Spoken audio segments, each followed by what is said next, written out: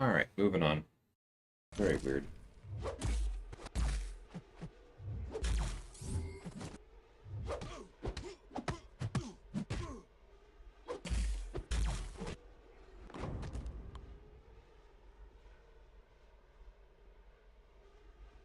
Should be stable now.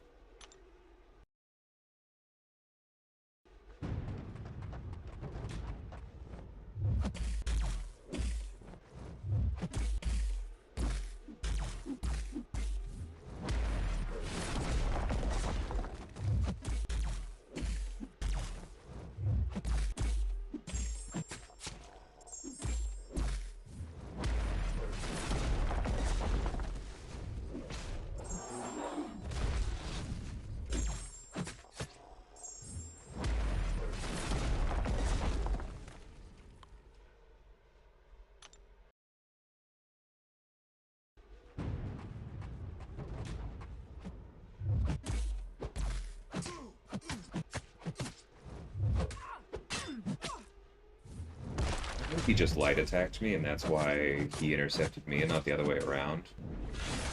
Kind of rude that there was a lag spike as well at the same time.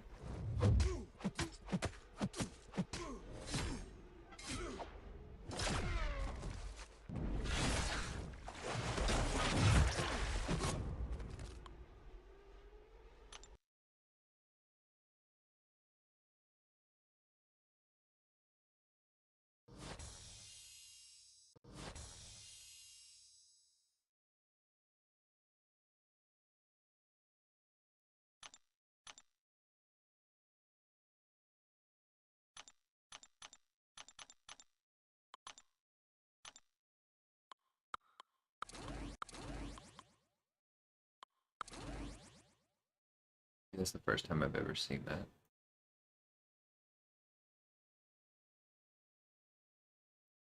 Huh.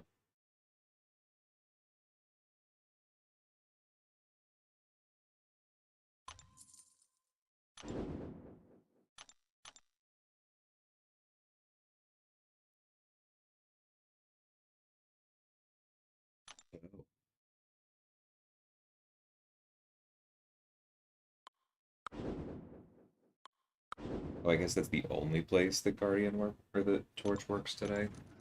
I wish you could use pre-fights in Arena.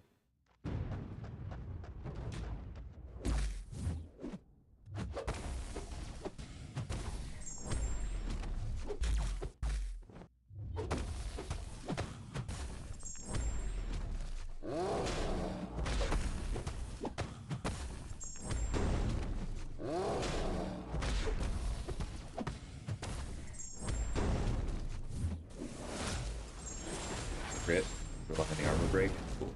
Well, that's all we needed.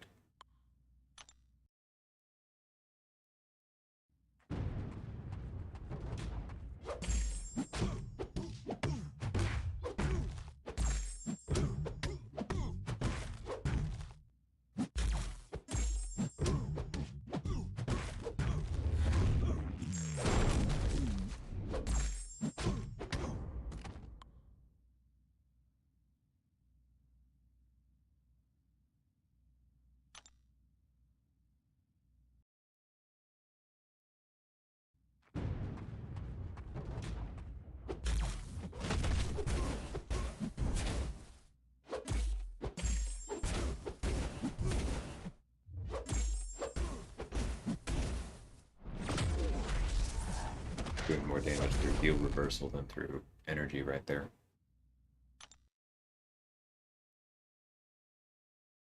I'll take it.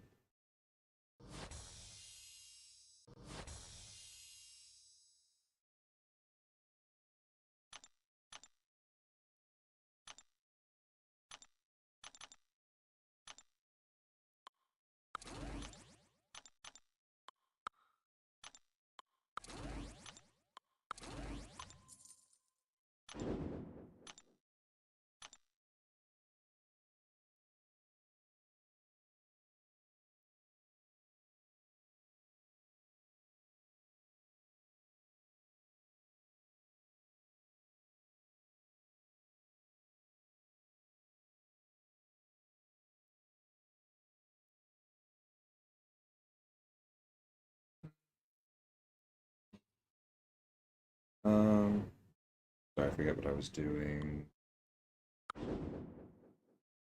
That should be fine if anything.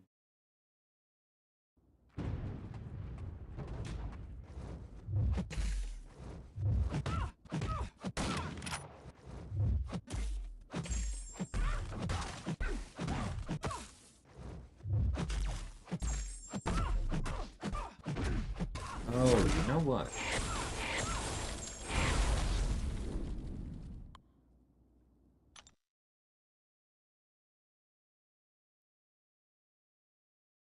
I'm done with 4. I still have a little bit of AQ left.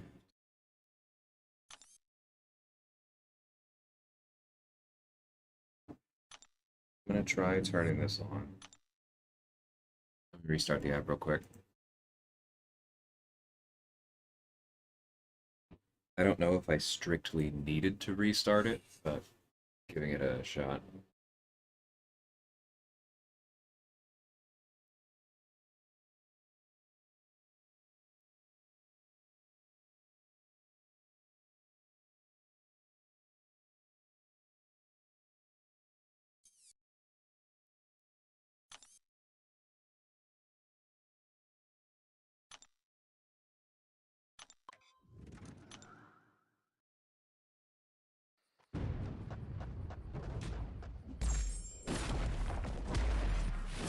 That was dumb.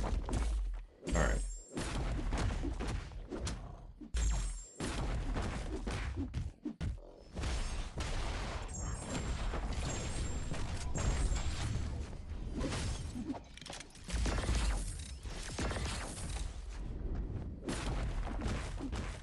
Okay, so right away, Dex is clearly not in the same spot.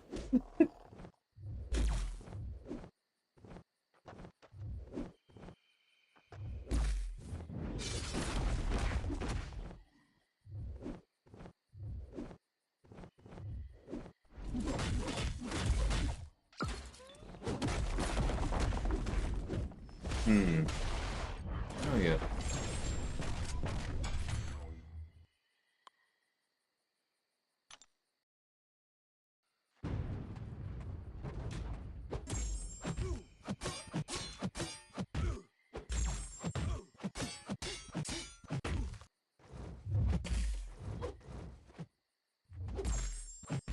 Okay, I just parried where I wanted to Dex. That's not a good sign.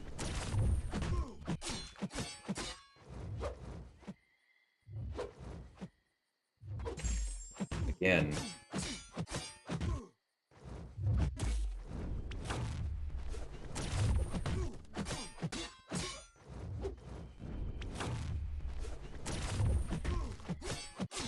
Special feels fine, but...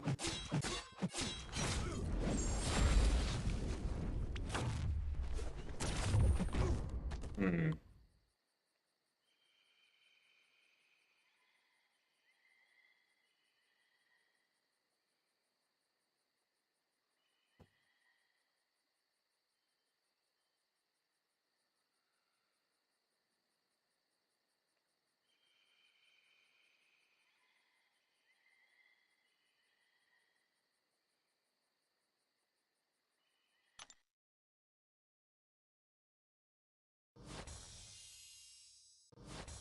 Hey, Rupal. Morning.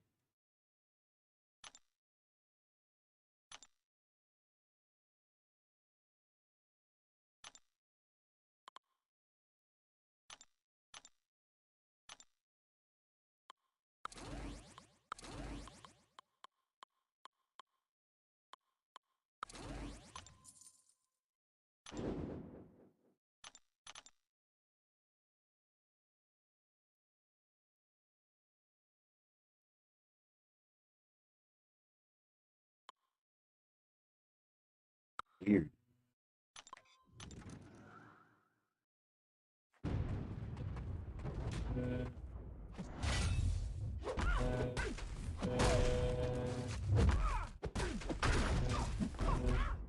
Both of these next two fights, I prefer, or both these next two champions, I prefer to parry regularly, so this is going to be very odd.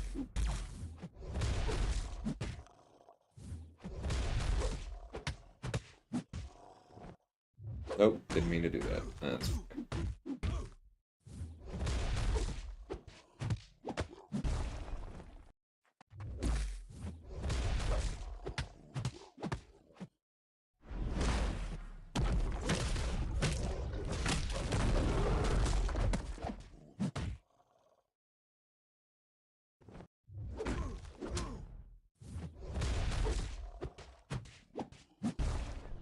hmm, brutal. It's going okay. Just arena grinding. I just turned on the beta input system since war is done for a minimum of 48 hours. Um, yeah, I don't know what I think yet. I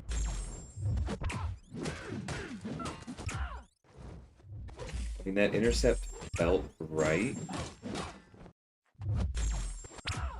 Mhm. Just don't know what to think yet.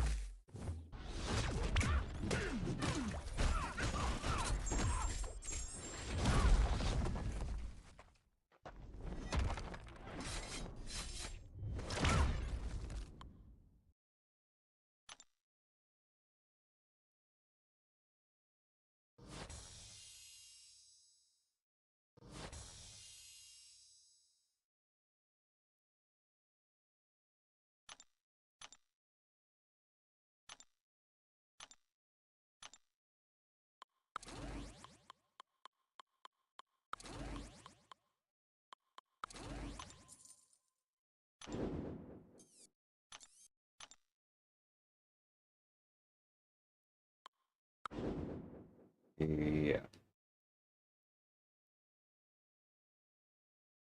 actually, just in case, let's turn off some of the cable stuff.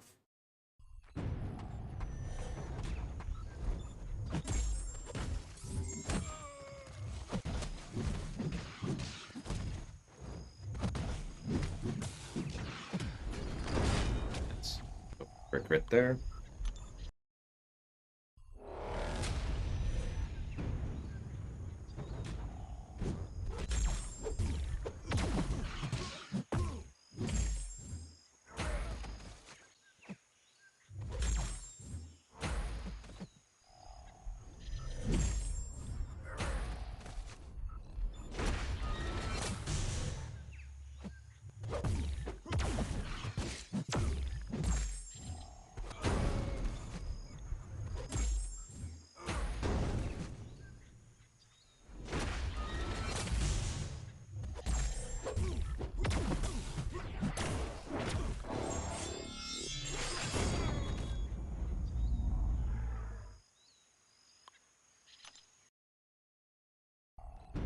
I wish you didn't have to wait for.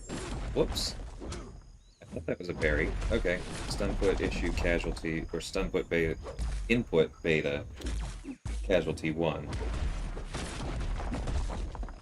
I was just going to say, I wish you didn't have to. Way too early. Wait for Professor X to finish channeling for the fight to end.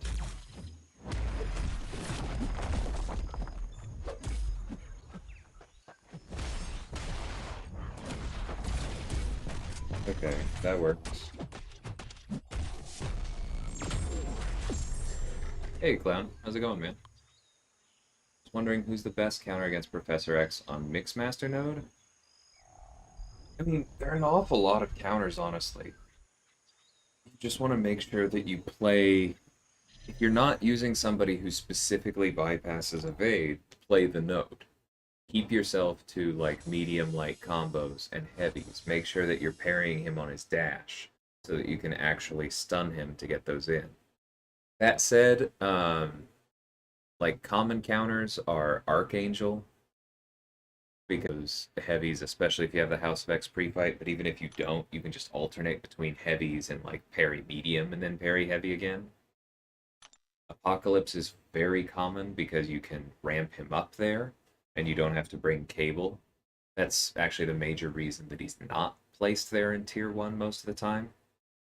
Because it's just free APOC charges. Because there aren't any techs that specifically bypass evade. are there besides Ghost? But I'm just assuming she's banned. Are there any techs that actually bypass evade other than her? Silver Centurion. If you have one of him on offense, that would be super easy. You parry heavy for the slow and then just go ham to get a plasma up. Do that a few times, you're good to go. But other than that, I think you just have to play the node. 3 Corvus charges too, that's true, Clown, yeah. Because it's oftentimes getting the evade charge with Corvus, the challenge is whatchamacallit. The challenge is getting them to actually evade. Mixmaster makes that really easy. Darkhawk? No, he doesn't.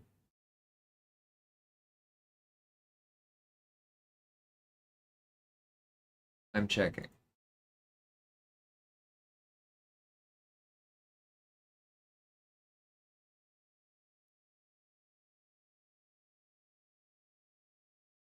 Is that with a synergy or something, Clown?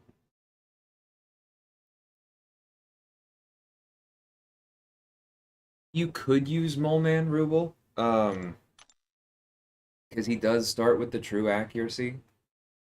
But power back boosts aren't gonna work. If you do get stunned, you have a lower chance of shrugging it. That would not be my first recommendation. But he can do it, sure.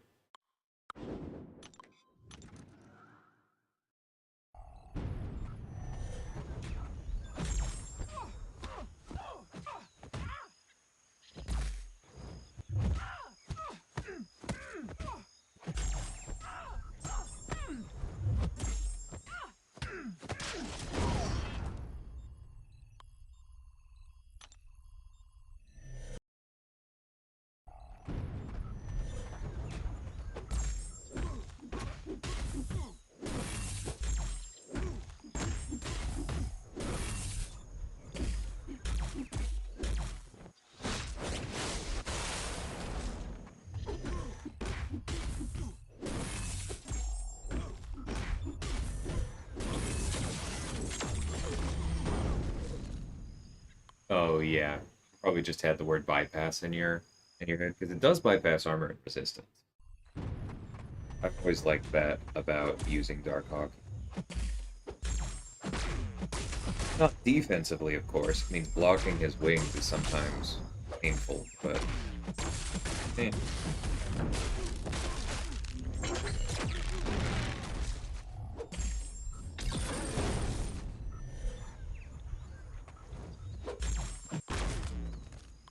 Thing Ruble.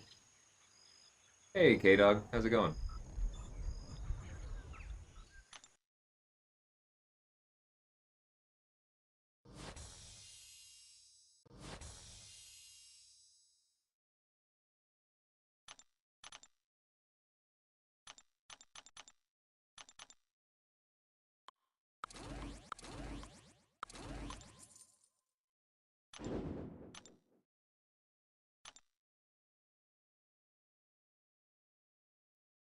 That's fine. Killing plenty fast enough.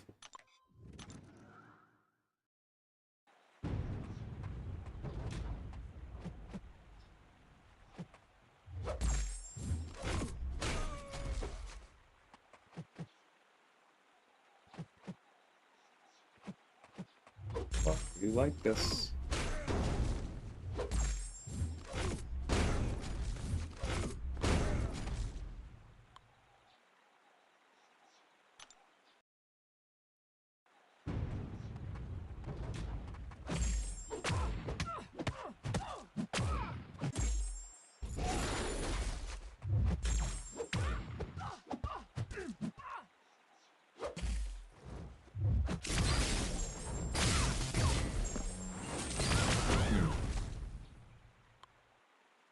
I'm not thinking about the inputs as much now that I've kind of let it go.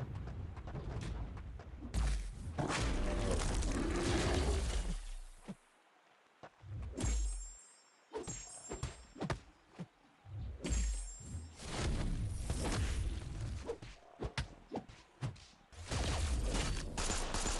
don't know how to feel about this yet.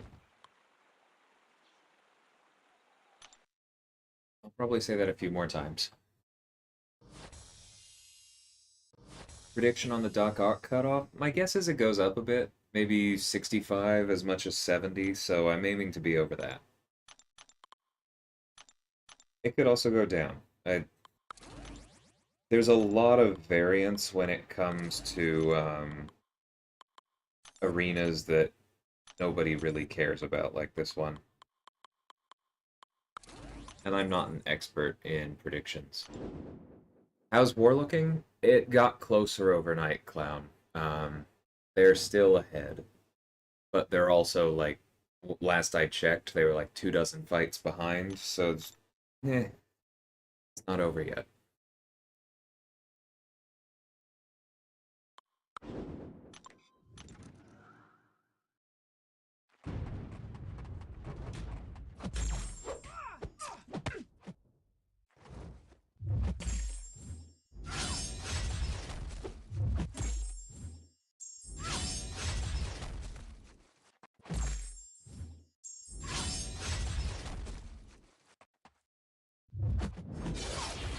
Not sure I would have caught that light attack there once. That was good.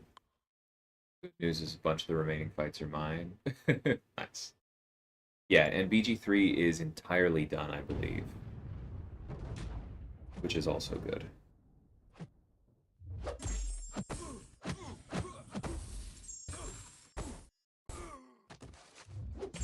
It's the most complete boss rush I can remember doing in a long time.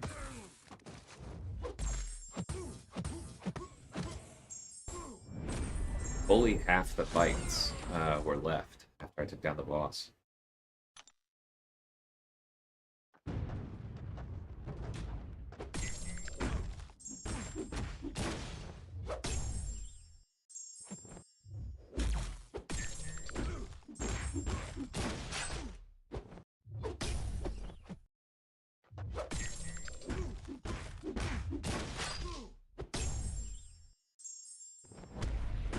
I want to see how this feels, even if it loses the fight.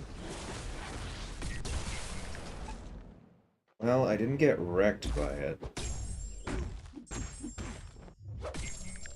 It is a bonus.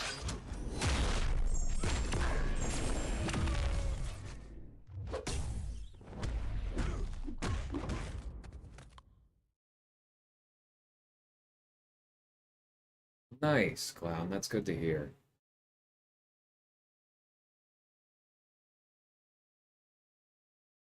Okay.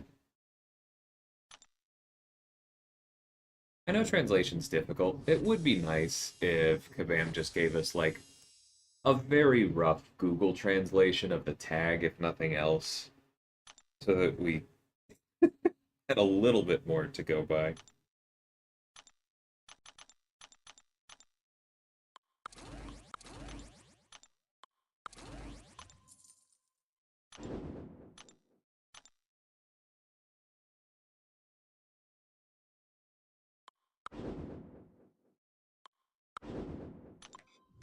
Kitty fight is probably going to be miserable.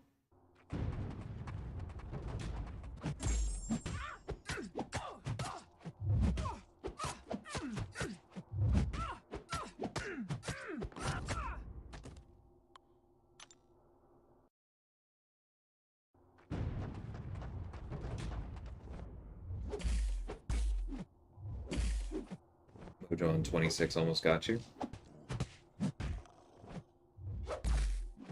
Yeah, adrenaline is great.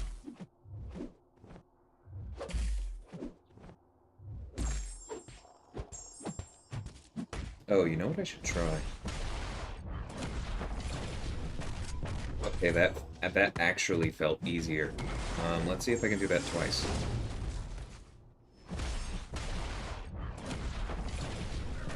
No, I felt myself go in the wrong spot there. I think I was a little early. And then right there I tried playing. Yes. Alright, come on. Try it again. I'm getting hit that much.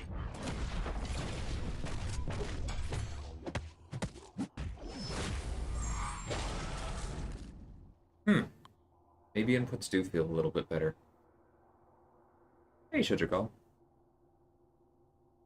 Bam and Maw on 49 were not pretty, but Jabari got through them. Nice. That's... yeah. Maw on 49 does not sound fun with Jabari at all.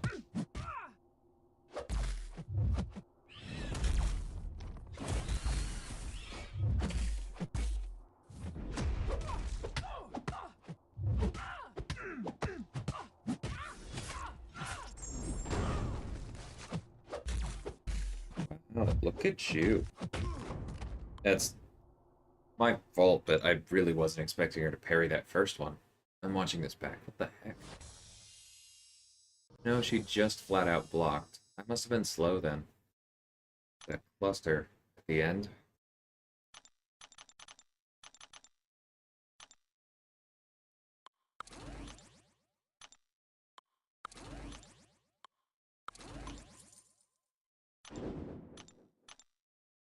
Yeah, I had actually an extremely messy war myself.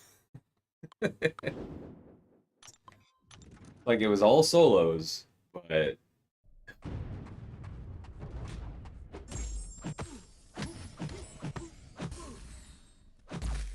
I think I only didn't get hit in one fight, which is embarrassing.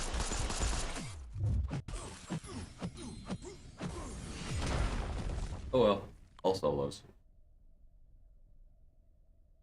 Deathless War today, halfway through the season, you're 42-3. Good, man. Progress is awesome. I'm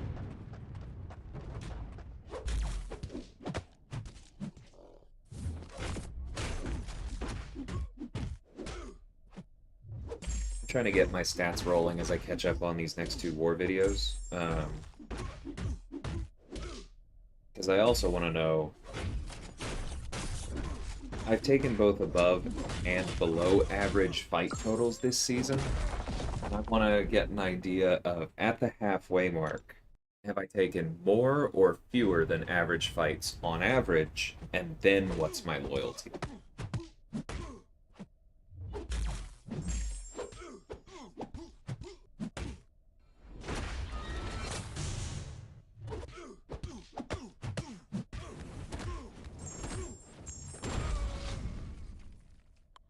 Yeah, isn't that usually the case, man? It's rare that I die and I go, huh, well, that happens. It's much more often it's, well, that was really stupid. I shouldn't have done X, Y, and Z. That was an easy solo. Or at least a very doable solo.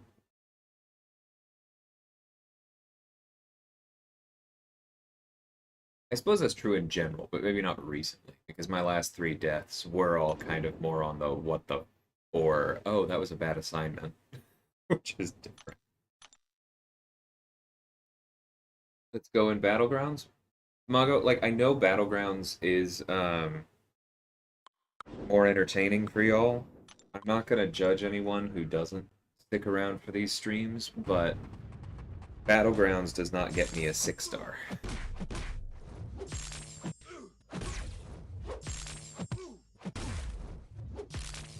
I'm not ruling out Battlegrounds once I run through my champions, but I'm doing this at the very minimum until I get through my 6 stars, and probably at least my ranked 5 stars as well.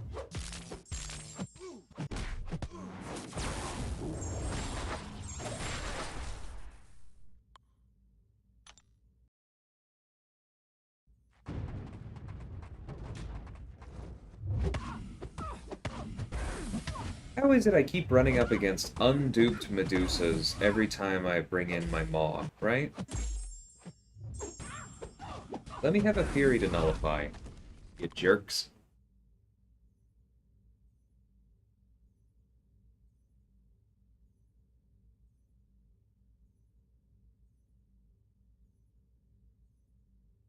One of them was a bad matchup. I brought in Doom against Null on steady build-up.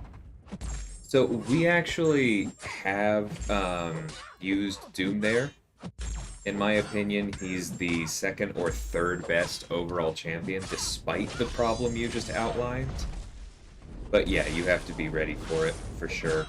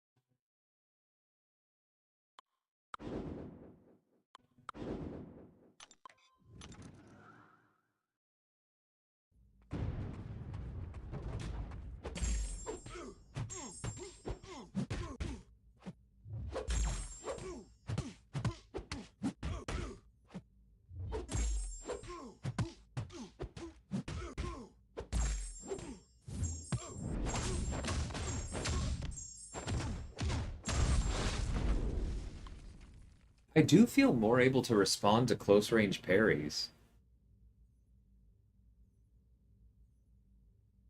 That's actually a big improvement over how things have felt for the last 8 months.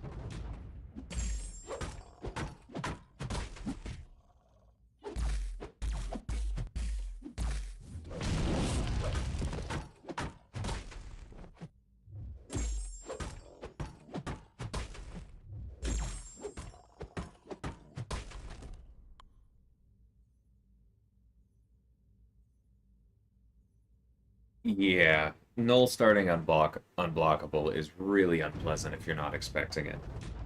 It's still scary if you are expecting it, but yeah, I can send you a model of that fighter too, with Doom if you'd like. But I imagine just not getting surprised goes a long way.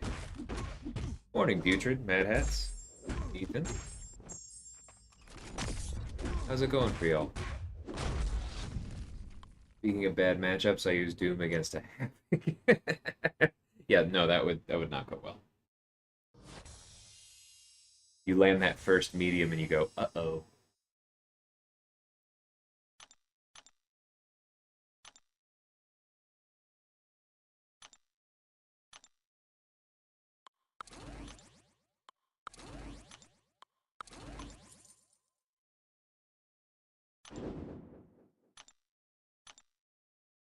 Yeah, 1 second. Let me. I'm way behind on my Alliance Mates War videos this season. But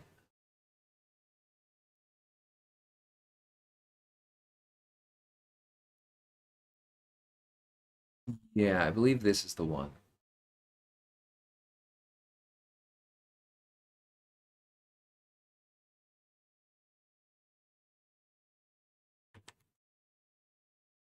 There you go, Shotragal. That's my BG mate JT. He takes a lot of our big Doom fights. You might find his channel interesting. Some of his other videos feature the option we send the most to that fight, which is Mole Man. We have also sent Shang-Chi in the past, but that requires a little bit more upkeep. And then the fourth one I would mention is if Miles worked properly, he would be high on the list.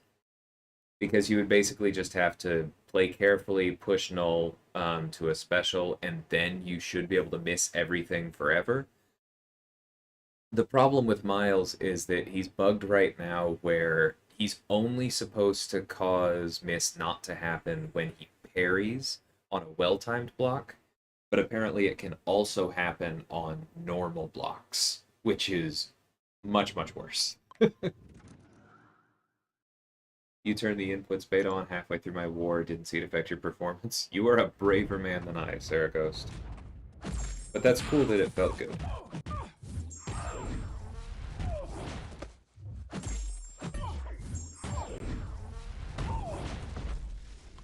think I've finally come to a decision for my challengers team. Rank 5 Shang-Chi, rank 5 Void, Longshot, Ultron, Falcon. Well, good luck. And then my next comment, Putrid, is make sure you have a ton of potions.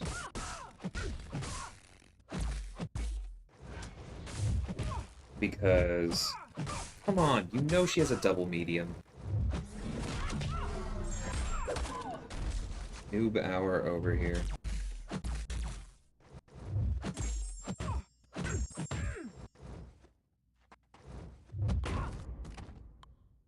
That was awful. Sorry. So all I was trying to say there is that in addition to those being rank 5, so you're not going to have adrenaline keeping you up, I'm assuming Falcon's going to be your primary attacker for the Collector, and I've heard that that is very, very potion intensive. So make sure you farm properly or bring the units.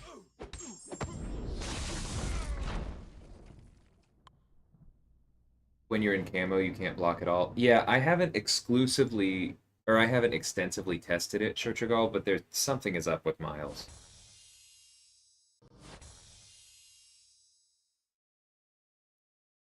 Yeah, solo's a solo for sure, Sarah Ghost. And I think I know what you mean. I think I've already had some close parries that feel like they wouldn't have worked in the last month, but it's like, oh, this used to feel like this. Hey, Denver, what do you mean by which program, just to clarify? If you mean to, like, this game is Marvel Contest of Champions, but if you mean what do I use to stream, I use just OBS. Um, it's the first one that comes up when I Google it. It's not the Streamlabs one, it's just the black icon with rotational symmetry.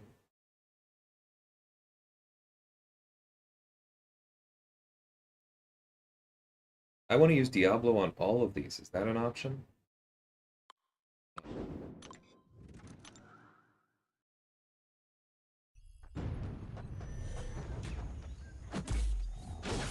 Would I bring Diablo over Falcon?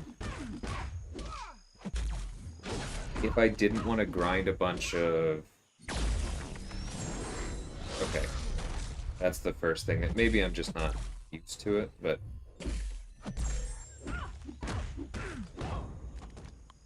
If I wanted to grind more revives than potions, then maybe I would bring Diablo over Falcon. Because I do not think Falcon was particularly helpful, but at the same time, you're not bringing Cap, right?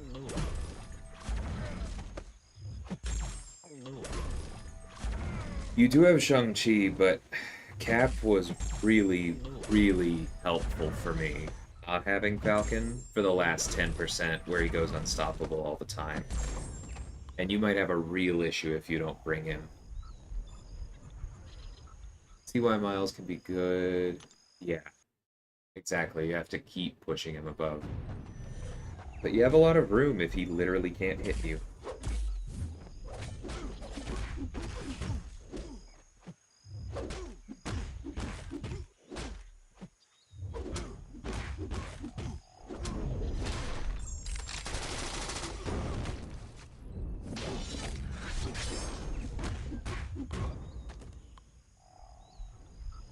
My theory for Ultron is since he's at Sig 200, it'll make it better for Bishop and Collector Specials. Okay, that'd be interesting.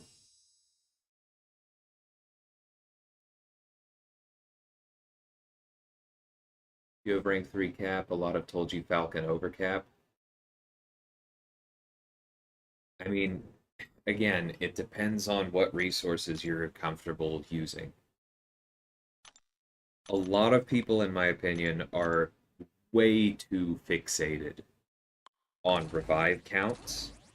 And if you were looking for the lowest possible number of revives against the Collector, Falcon all day, every day. If you were looking for the lowest resource cost, then I think a rank 3 Captain America is actually better than a rank 5 Falcon.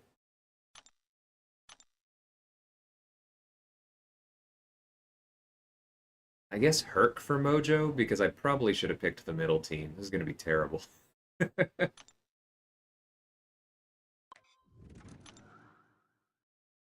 Yeah, and bringing the tech for the Petrify will help for some of those, for sure.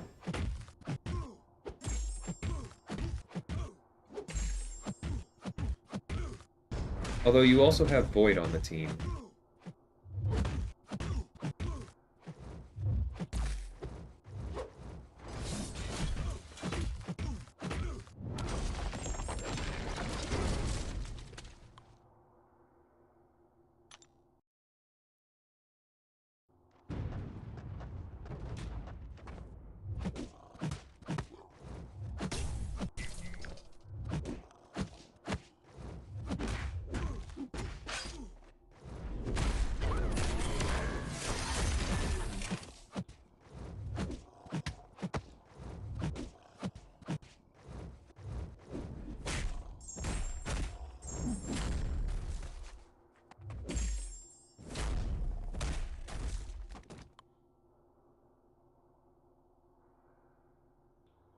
Yeah, that's kind of my thought, Putrid. Like, don't get me wrong, the collector fight is awful, but in my opinion, it's just psychologically more manageable to go, okay, got 1% off. I have 60 revives in the stash. Let me use another one.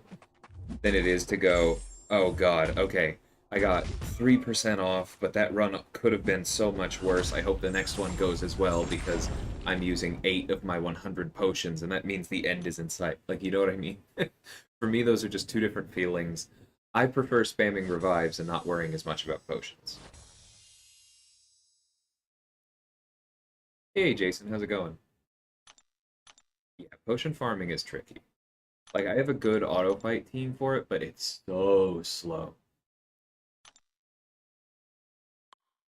You spend that same amount of time and effort revive farming, and you can get, like, I don't know, 10 revives in the time it takes you to get 3 or 4 potions. Probably 4. But yeah, potion farming sucks.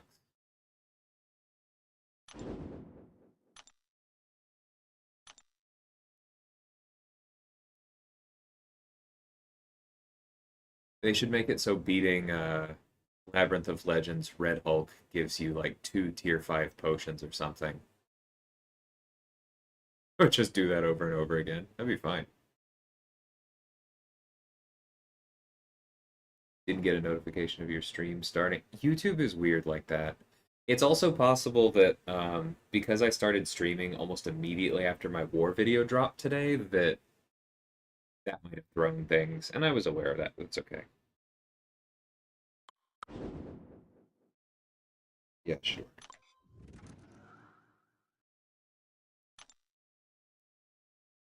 Yeah, Travis. I think everybody hates potion farming. Except people who run recoil all the time and have like rank 3 or higher Diablos, apparently. Oh, he just solos Realm of Legends. Does that not work for you? No. No, it does not.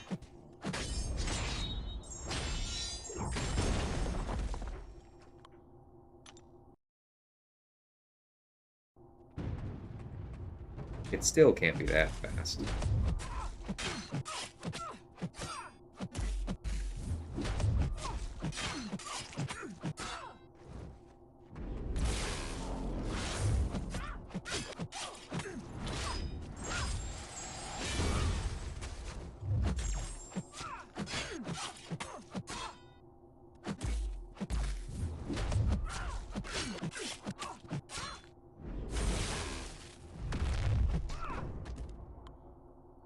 Morning, Easy. How's it going? Oh, what's my auto fight team? So it's not the best. I'll be the first to admit that, but I tend to use Kingpin with Hood on the team, Sentinel, Doom, and who have I been using? Killmonger? I was using Killmonger because he was doing better against Juggernaut, and that's kind of where he was lining up in the rotation. I think I might switch him back to Apocalypse now that my Apocalypse is rank 4. But Apocalypse wasn't reliably getting down Winter Soldier, whereas Kingpin does. So that's why I swapped off APOC.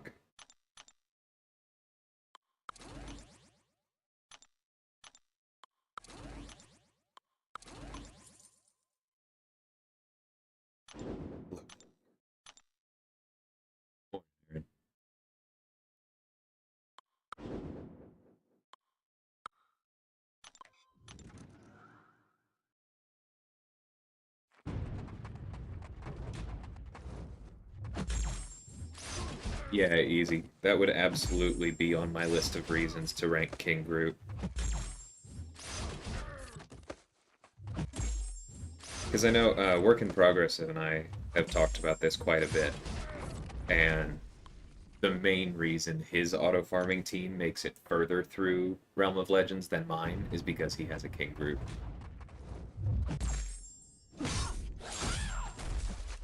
Okay, I will not try to evade counter while Ghost has a precision.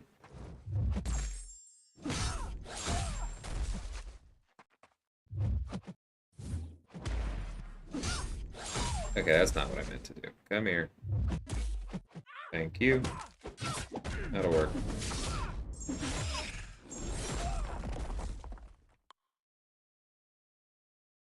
There's no particular auto-farming team for King Groot. It's like work still runs pretty much the rest of what I do. I think he also runs Kingpin and Sentinel.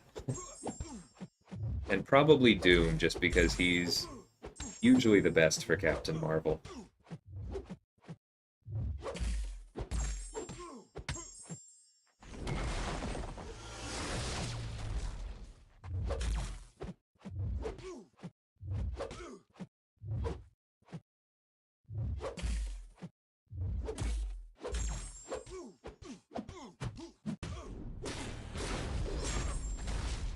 Morning, BK.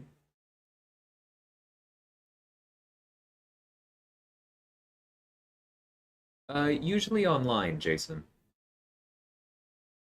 Line ID is just my in-game account name. I don't always have time to get back to everyone, especially while war is on and I have to deal with my own soldiers. But if I've got time, I'm happy to respond. Got to start your day job? Hope it's not too painful, BK. Hey, Joe, morning.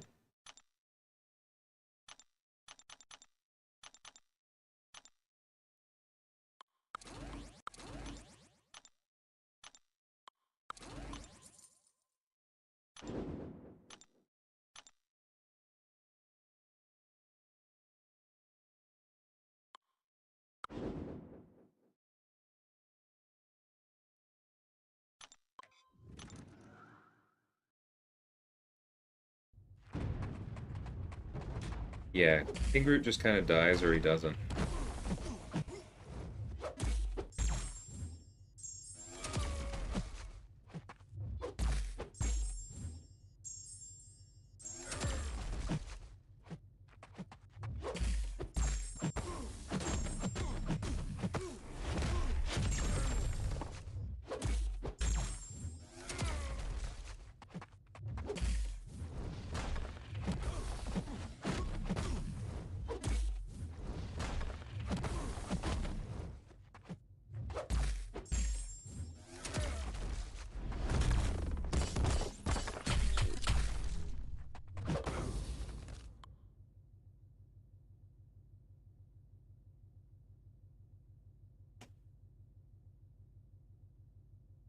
Duped your 565 Mr. Fantastic last week and then pulled a 6-star 3 days later? Well, congrats either way, Aaron. Nice to have those omens, I suppose.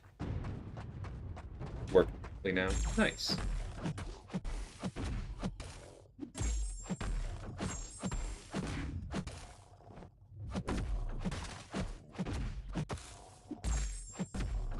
Cool, Jason. I'll check that in a second. Auto farming is to find champs that can heal without doing anything. Absolutely.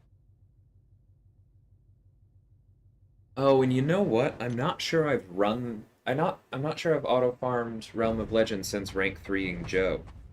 Because that would be a lot better than my 5-star hood. I may have tried it once with Joe at rank 2.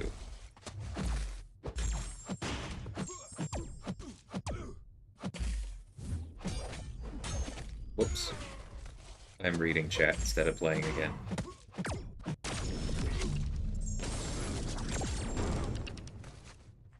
I mean, Saragost, I have seen fights where the Kingpin player has been extremely happy that theirs is rank 4. But I do know what you mean. Kingpin is an absolute tank at rank 3. Which arena crystals do I open? I think I'm still defaulting to the uncollected ones. Those are the ones for 10k each, right?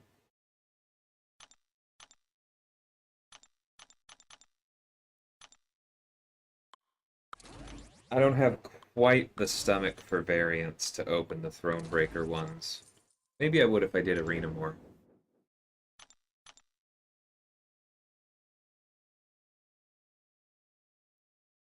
Thanks, Joe. I'm glad you're enjoying those.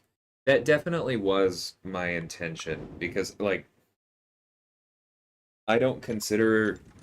I just don't think about the game in a way that's conducive to like general use tier lists for the most part. I know that so much of what I think is tied up in war, and specifically tier 1 war.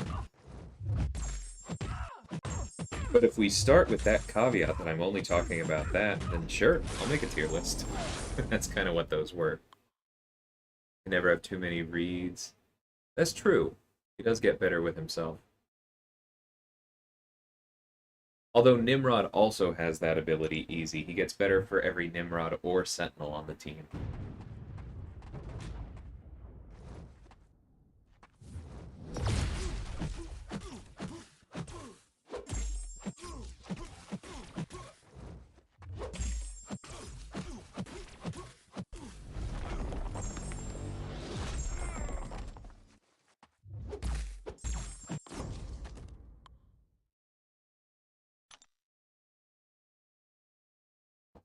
Hey, Boom.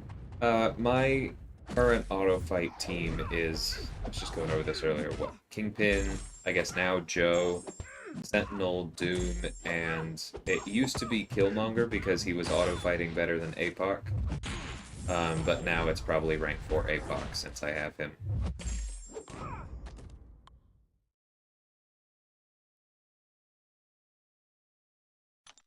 I don't really have a set thing, Putrid. I will often open at 50,000 because that's kind of how much arena I normally do. When I did the hype grinds, I was aiming for 500k because I was grinding out units for the offer.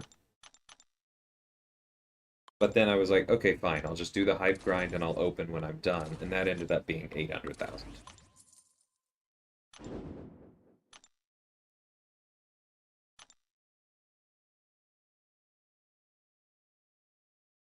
Yeah, that's true, Sarah Ghost.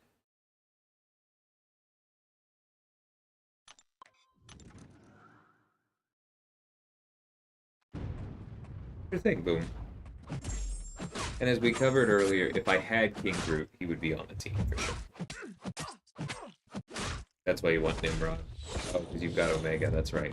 Yeah, that'd be a good one. How many units did I get for the 800k? I got lucky. I got, what was that, 1725 for the 800,000? And I'm told that the best guess at the average for a million is 1800, and I almost hit that. So, yeah, I'm feeling pretty good about that. I have no idea when they intend to re-release it. I would hope it'd be like probably tomorrow. That would seem reasonable to me, but I'm not sure.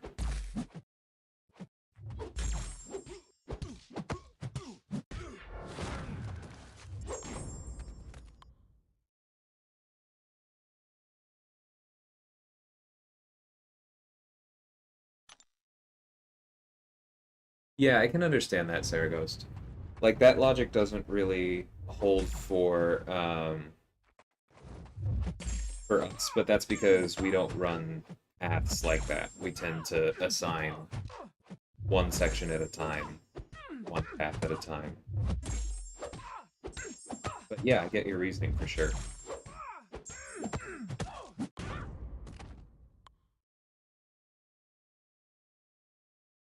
I don't see Penny Parker used on offense often. It's because she's neither, really. I think that Penny is a little bit harder to use off the bat than Nimrod. Um, like I think there's a skill ceiling, or there's a skill cap to really using Nimrod to his best, right? But it's almost brainless taking his best fights. Whereas I think Penny takes a little bit more. She is not bleed immune, which covers some of the more important mutant fights. And she's just not as flashy. But I think that a lot of it is that it's so obvious how good she is on defense. And so people just haven't really figured out how good she is on offense. I consider Penny to be one of the most underrated nuke champions in the game. And the video that I just pinned is our war number 5 against 4 Loki, again from my BG mate JT, who I assign with Penny almost every war. I think this war right now is the first one all season I haven't sent him out with Penny, and he just took his Penny to rank 4 for offense. So check that out. 'Cause she's really, really good. He has a ton of Penny fights on his channel.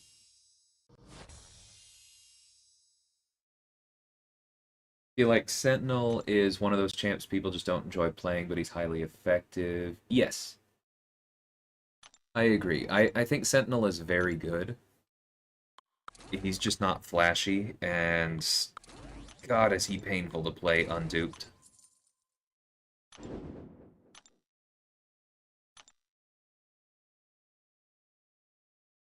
Yeah, Saragost. There's definitely no judgment involved in that statement. One of the things that that's what I keep telling Kabam is that when we ask for planning time, it sounds like something we just want for tier 1.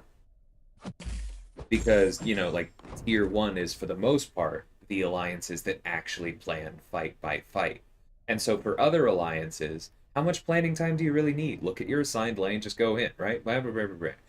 Except, if you had real time to plan, I really do think more of those alliances would spend it doing more involved plans. Like, you'd probably start with, okay, this is my path 9. But if you didn't have to, like, race against when your teammates were joining before it was too late to say anything, if you had, let's just start on this conservative end. Let's say that you had 8 hours to look at the map. Then you could go, okay, well, this is my path 9, but that fight's really difficult, but I could take that fight on path 7. Hey, path 7 guy, are you good to swap in section 1? And boom, that's one step closer to tier 1 planning right there. And I don't think that would be rare. And that's what I'm trying to... Every chance I've gotten to talk to somebody at Kabam who I think will listen, I've said something along those lines. They have 15k units after buying the offer. Really don't want to use them on the challenges as much as possible, so I can save them for the 4th. That makes sense, Putrid. Sentinel was your first rank too, Mad Hats? Yeah. He's super reliable, I agree. I've only used him once in war, or maybe twice now? I can't remember. But the first time I used him in war, I literally rank 3'd him that day and took him in against a Weapon X boss, and it was very easy and clean.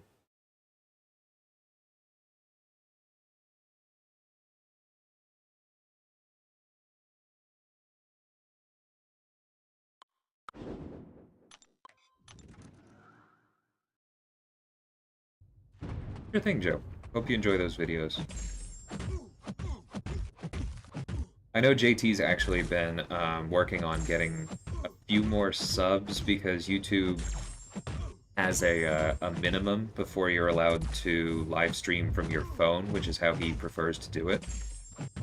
So if anyone is curious for some of that gameplay, go and give him a sub, and hopefully he'll start streaming more soon.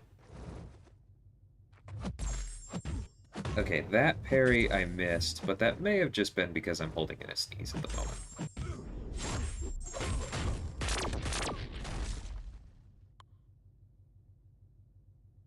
Penny is the tech long shot? Huh.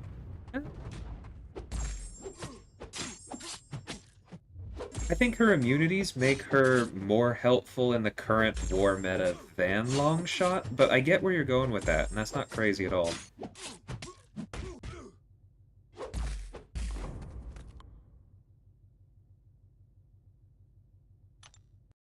Last 2 wars, we had Nick Fury on the stun immune hazard shift.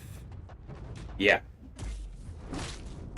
We have sent Penny to that. It works very well.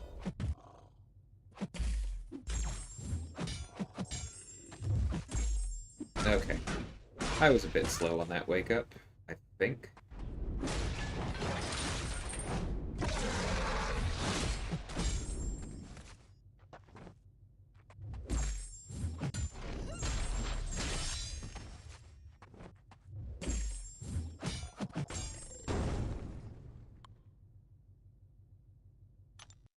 Fortunately, mine is unduped. Yeah, mine too.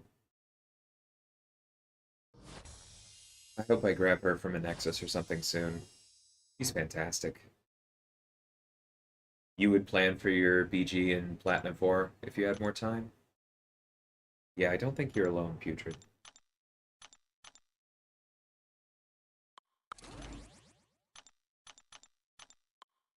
I'll take the next chance I get to bug the people I know who are close to that. 8 hours. Hell, if we had 90 minutes yesterday, I could have taken a much better lane. So the reason that I consider 8 hours a minimum, Sarah Ghost, is mainly just because you don't want planning to be a privilege for certain time zones or certain professions. And I think 8 hours is enough that you can like work around most people. Did the stream just? Oh man, OBS crudded out.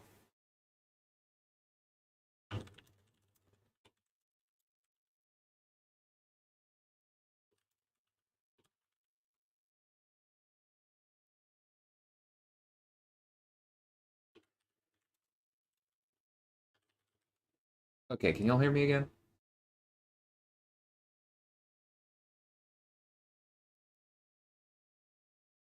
No, it's cratering again. What is going on?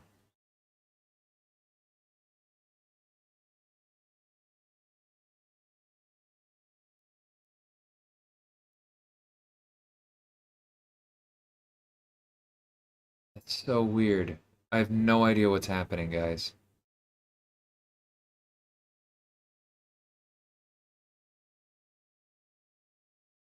It's like oscillating between excellent rates and zero.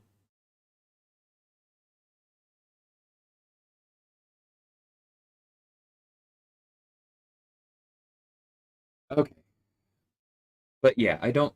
All I was saying is I don't think that planning should be. Ooh, we lost a lot of viewers there. But I don't think that planning should be something that's just a privilege for people in certain positions. And so I think that 8 hours would allow people to at least like take a look on their lunch break or something, or wake up, look at it over coffee, look at it before they go to bed, regardless of who you are and where you work. It should at least give a few members of each battle group the ability to look over it. There might be some exceptions, but if the whole 24-hour thing is just a bridge too far for Kabam, then I think that would help. Hey Thor, welcome to the stream. Okay, let me try and catch up on chat now that it looks like OBS may have finally stabilized.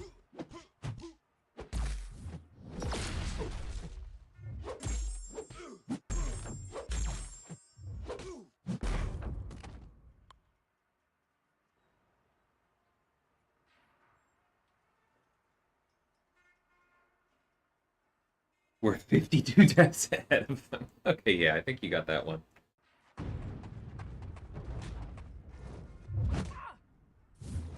Oh right, he's shock immune. I can just go ham into Wasp. Don't need to worry about any of this.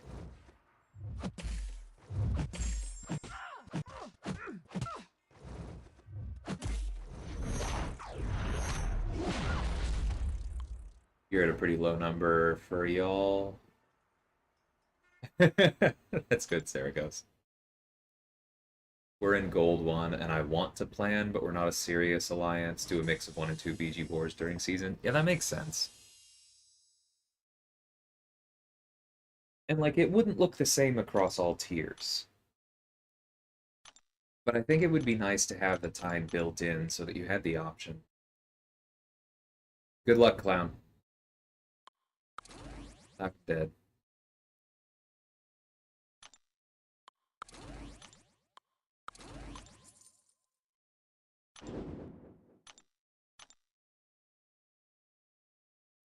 And now it says the stream's current bitrate is higher than recommended. Look, man, I don't know what's going on with OBS. Doing what I can here.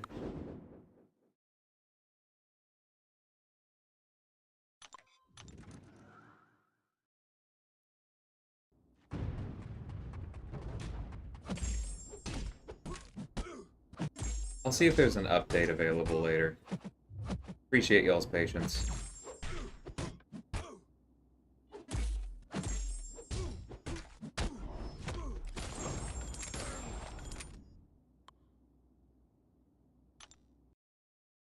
course, it's telling me I've had 0 viewers for a little bit, so who knows who I'm talking to.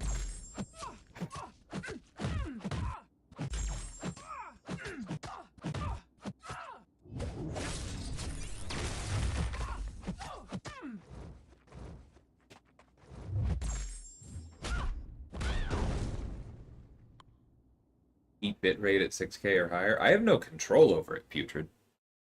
And it's also saying that the recommended bitrate is only 4500.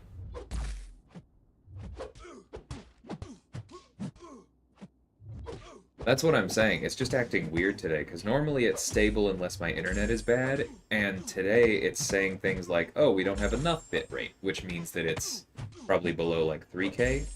And it's going between that and like right now, it says the current bitrate of 9,000 is higher than recommended, as though that's something that I can go fix. So I don't know, man. It's being really weird today.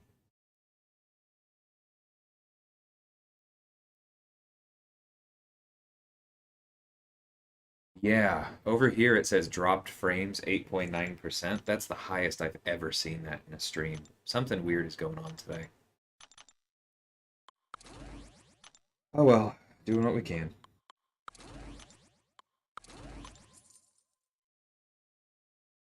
Good luck, Saraghost. Yeah, OBS from a desktop, Putrid.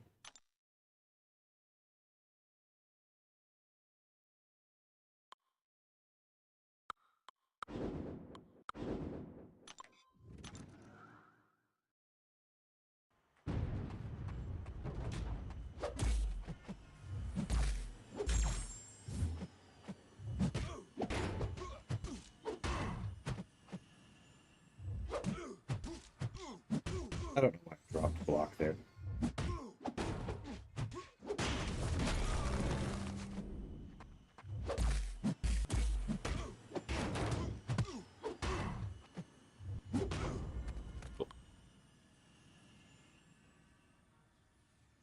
You playing defense seriously? That's cool. Yeah.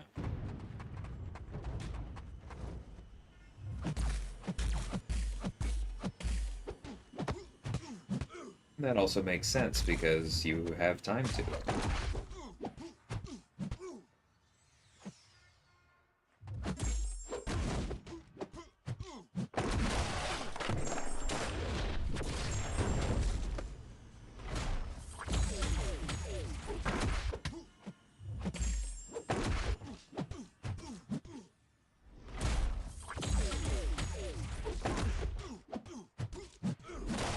Yeah, I was worried I wouldn't get to refresh that, but this is not a great matchup.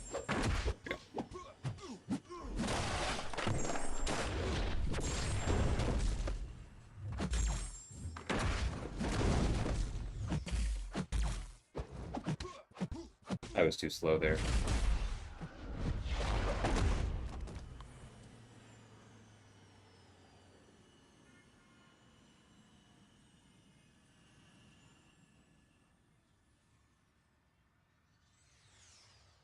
Appreciate it, Putrid.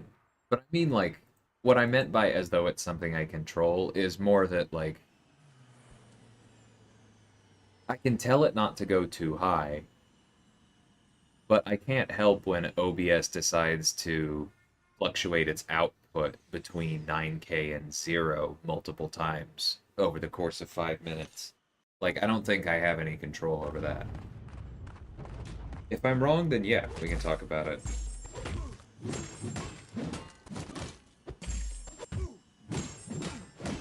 That just seems to be a bit of a variance thing to me. Keep getting kicked out of your stream. I'm sure you're not alone. Like, my analytics just cratered when that happened. Appreciate you coming back, though. It went to a different video? Jesus. Okay. No, it did not end. I don't know how much this is OBS being dramatic and how much this is YouTube being dramatic, but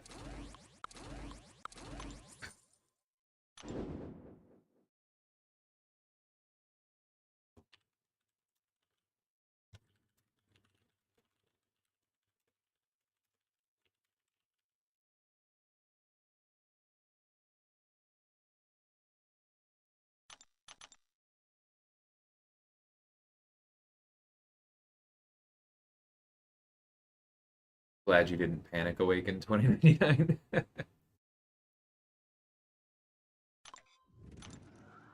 Also, Los, very nice clown.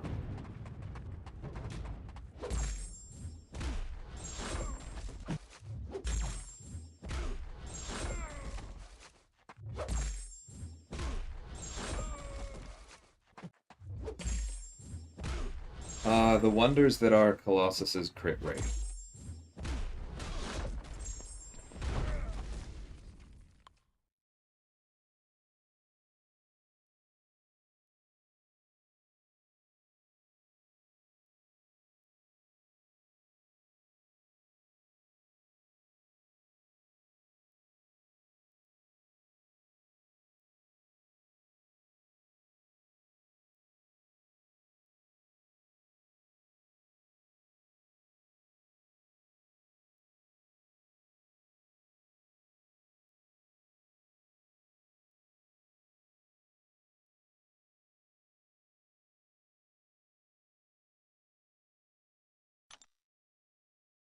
Hey, Jay Bizzle. Morning.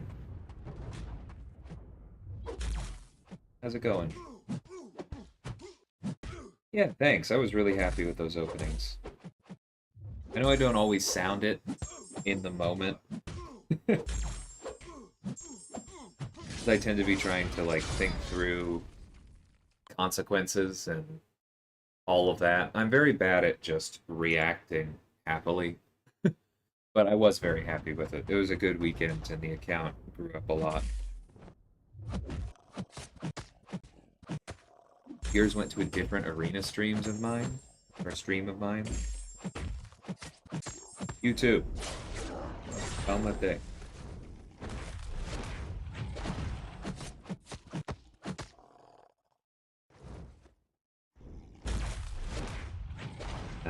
That's fine.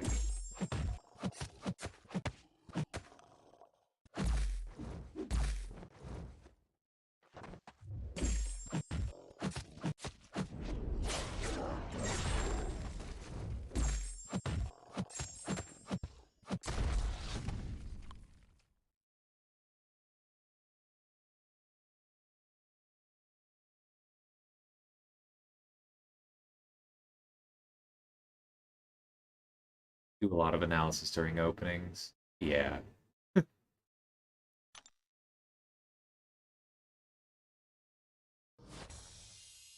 Got stunned by his auto block once. No, it can trigger parry.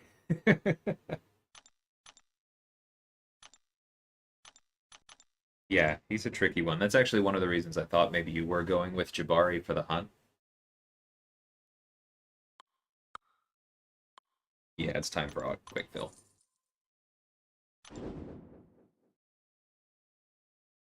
Tiger would have been fun there. I believe it. If we see an Overseer boss, I'm taking it with Killmonger.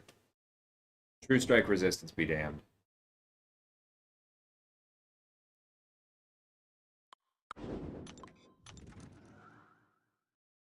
Killmonger is so good for Overseer. It just completely turns off everything.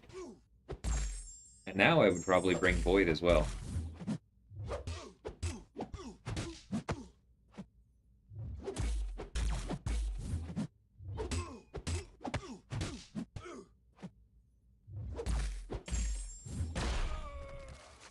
I swear I hit the special button. Must have missed it. Yeah, I've fought Overseer on 55 last season. It's just a really, really easy fight for him. Constant healing, and it doesn't look like a lot of his stuff. Dang it. I need to be retaliating against some of these heavies.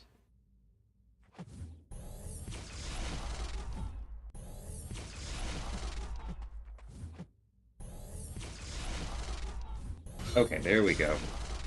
It's just being so passive with that miss up. It's almost like they know.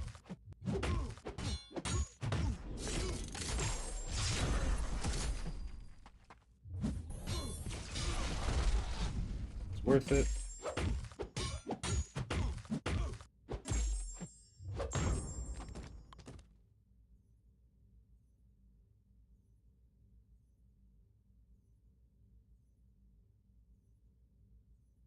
Thanks, Putrid. Appreciate it. Welcome back, BK. If Jabari had a better auto block counter than Ensnare, yeah, I understand that.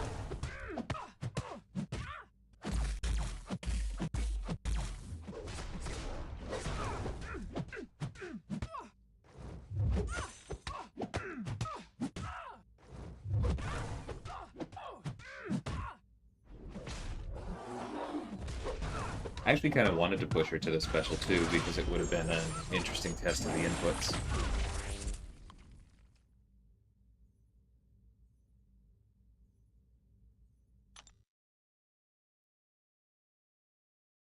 Yeah, Falcon can take Overseer for sure.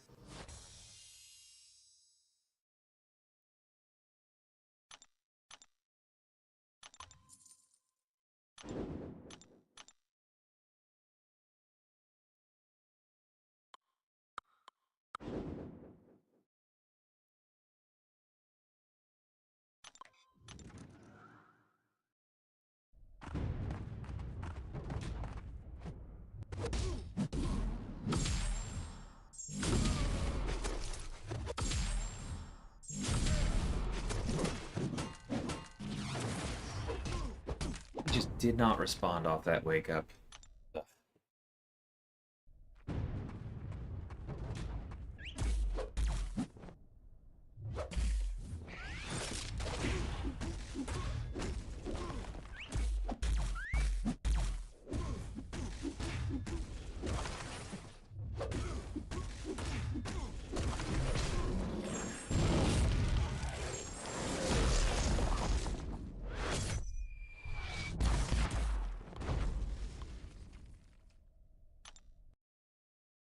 Okay, the stream is slowly rebuilding itself. Crashes are the worst.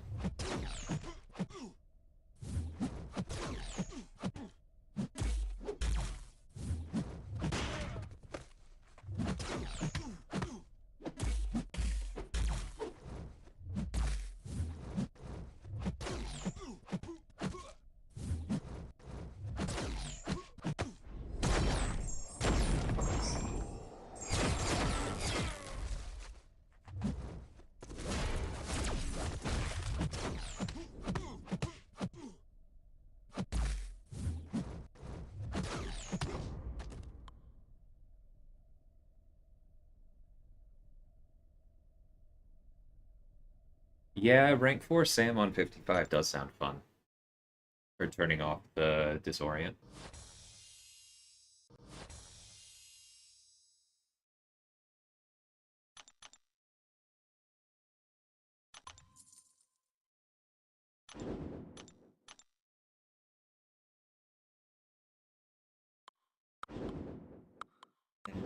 Leave that.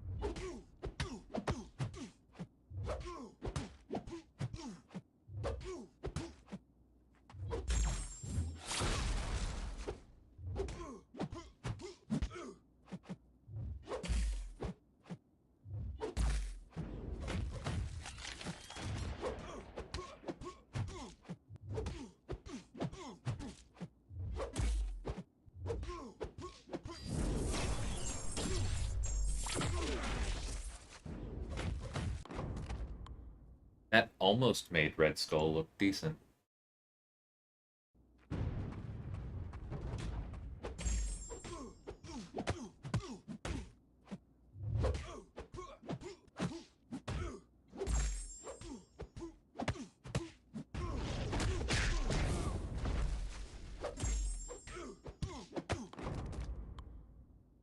Hey, Topper.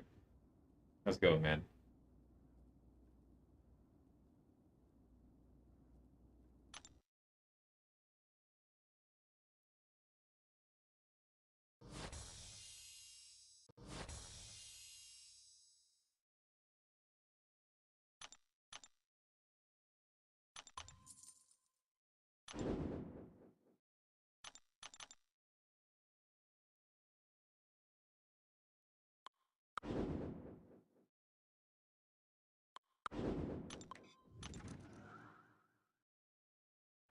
Doing good. Just hoping PVT dies a couple times.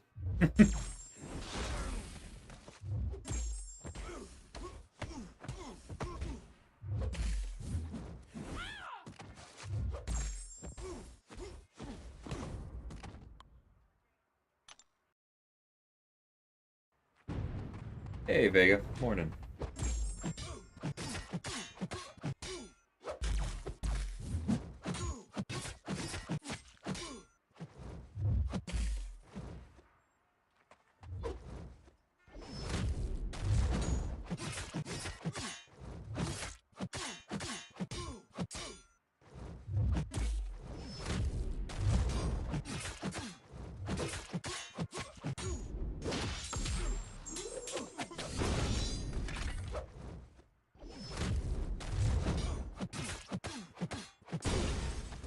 Oh yeah, Matrix.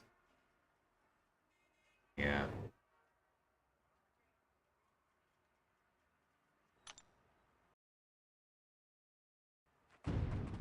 It's been a rough season, man.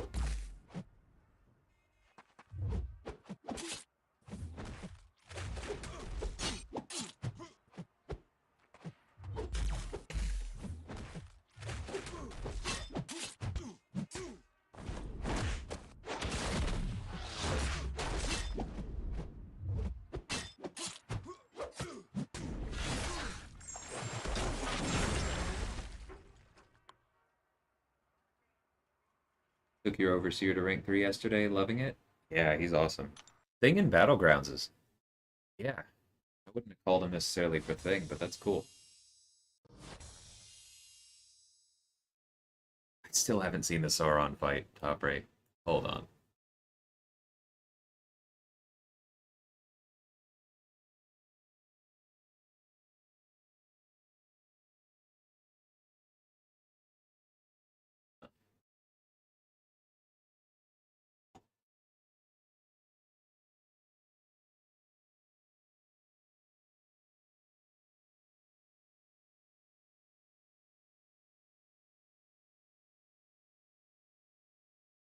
I don't know where you put it, honestly.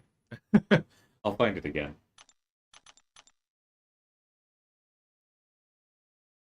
Gamora for Mysterio. Nice. Early one today? Yeah, a bit meta. Just trying to run through these 6 stars.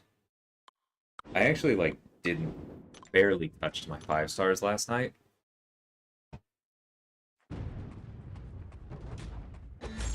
It really is nice getting the bonus points in this arena.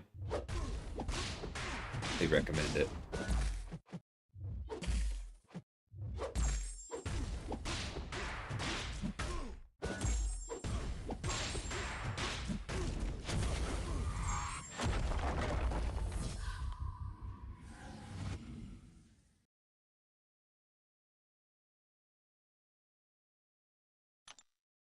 Hey, Booba, how's it going?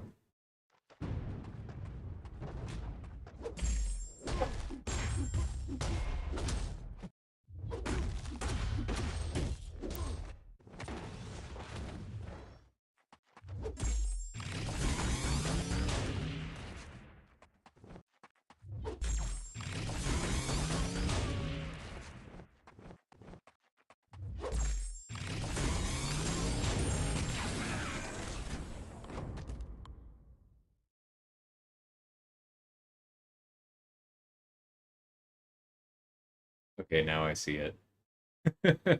Well done, Top Right. If there was anything sloppy in that Howard fight you weren't sure about, it's because I wasn't looking at it.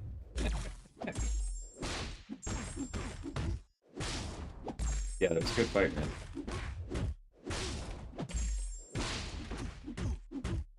Kind of nice when you get a good old-fashioned warlock fight and it goes cleanly.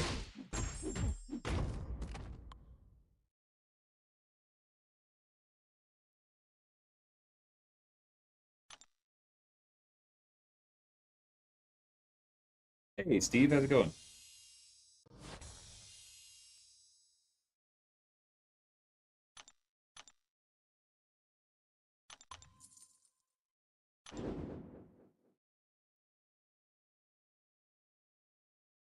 Keep in mind, Wolf, that a couple times is not nearly enough of a sample size to establish a nerf.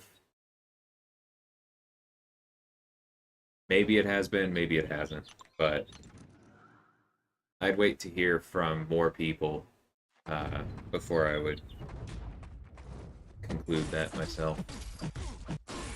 But I'm sorry you're having a bad run. I hope it gets better. I made a Tiger Guide, Pooba.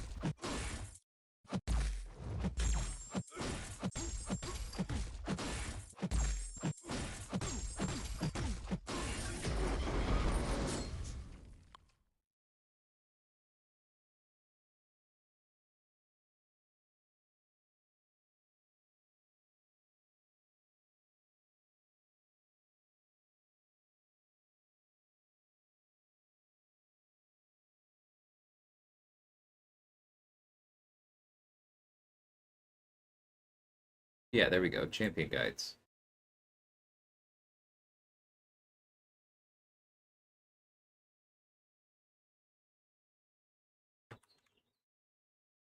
Sure thing, Pooba. You farm potion through solo objectives. Do that as well.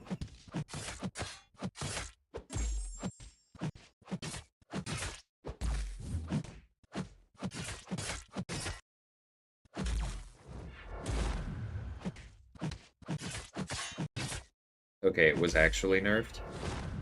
Because sorry, to make the distinction, Wolf, it's not that I don't trust you and I do trust Coat. It's more, like if you say, oh, I went through it several times and got nothing, to me that sounds like a sample size problem. If they actually replaced all of the refills with small ones, that does suck.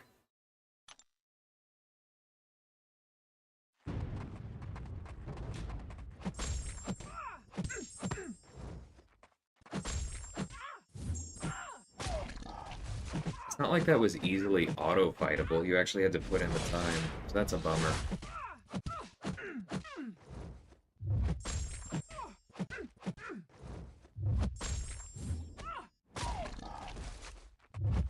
Oops.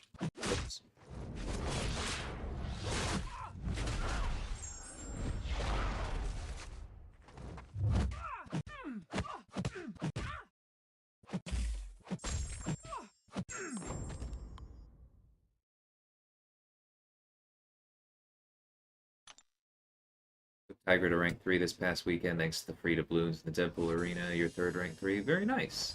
Yeah, Apok is a great one as well.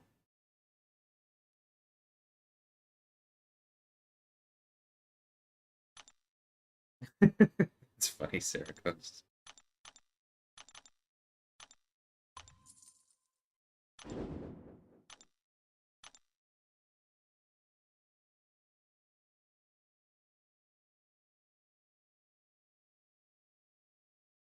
Yeah, I would hope they'd at least put that in the patch notes. You know, and have the decency to lie to our faces and tell us that it was, you know, never intended and they'd been meaning to fix it for 7 years and etc., etc., etc.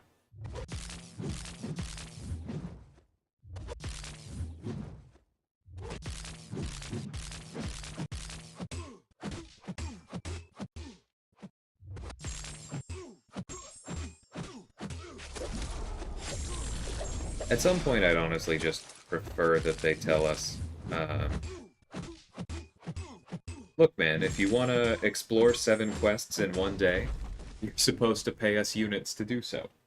Or farm the energy refills through actually completing objectives and planning your progression out, not through just running this one quest 1,000 times. If they actually want to say that flat out, I would respect that quite a bit more.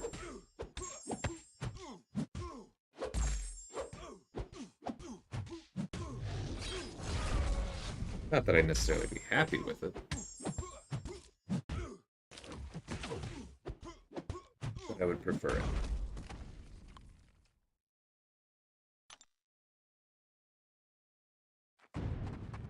And it probably does have something to do with Battlegrounds, I agree, Putrid.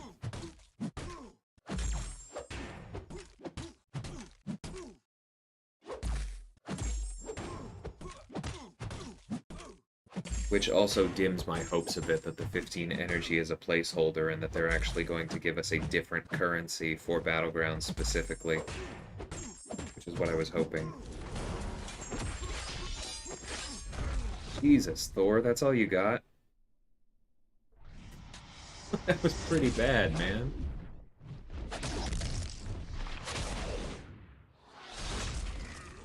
Hey, True Potential, how's it going?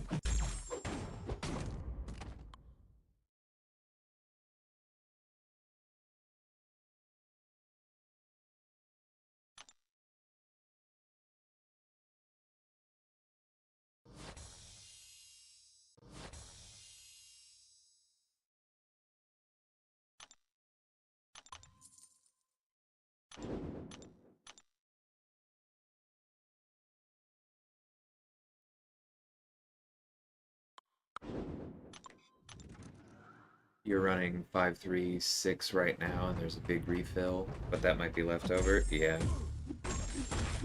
Yeah, True Potential, I did.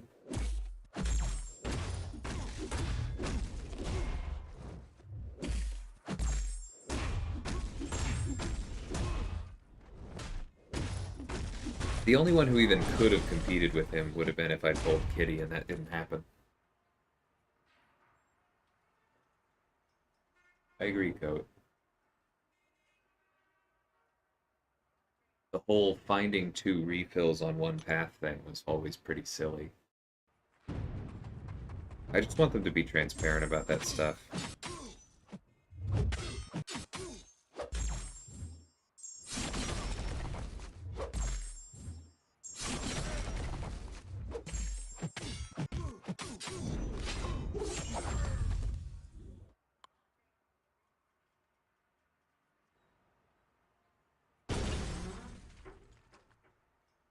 Yeah. I agree, Putrid. Like, I would actually... It's not the worst thing in the world if they're clamping down on some of those exploitable energy things, if Battlegrounds is also getting its own currency.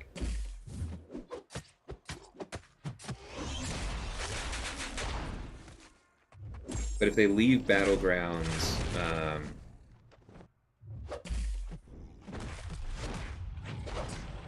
using quest energy and then also make quest energy more scarce when it's already a precious resource, that's not going to fit, or that's not going to hit very well.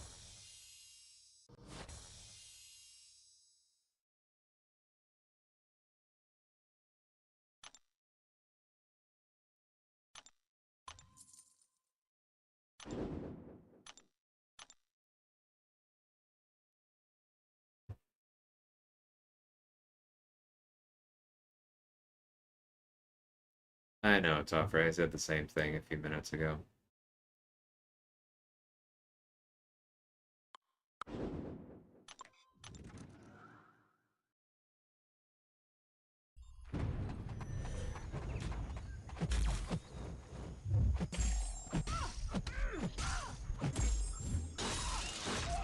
And I know it's not fun for them. Whoa, that's not good. Okay, I know she's one of the harder ones to wake up. But I can't remember the last time I had a wake up on a parry. Alright, I'm gonna watch that very carefully. If that's something that changed in this new refractor, that's not cool.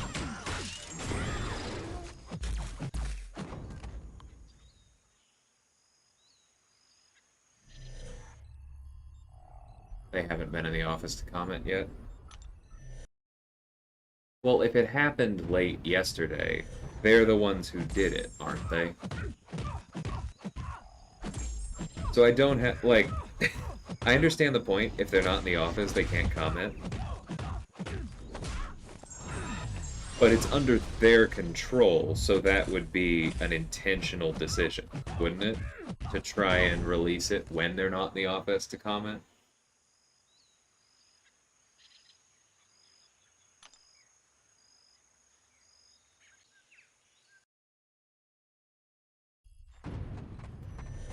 Like when you see those videos of politicians going, "Oh, I can't talk to you. I'm in an elevator. Everyone knows journalists aren't allowed in elevators."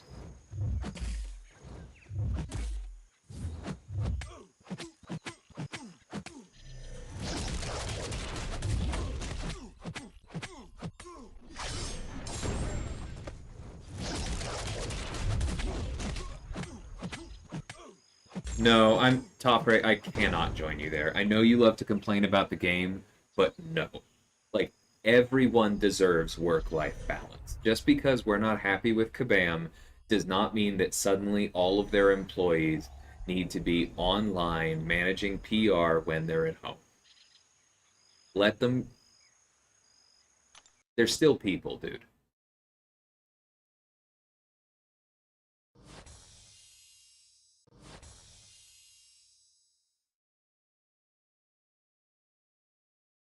Yes, true potential. I've turned it on. Um, that's part of what I'm testing now. And maybe you were just joking, but that's something I'm a bit sensitive about, Toffrey. Everybody deserves work-life balance.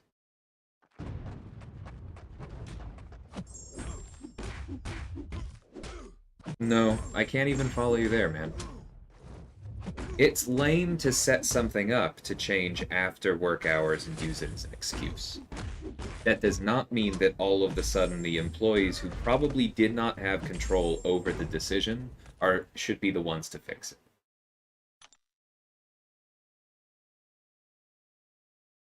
Because what's happening there is then you're probably punishing grunts for things that the higher ups decided.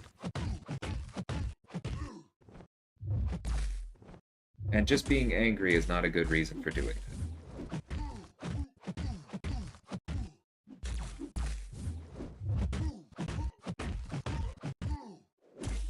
Oh, I know, Putrid. They've known exactly what's going on there.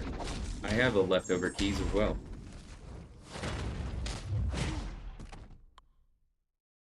That is work sometimes. Doesn't mean it should be.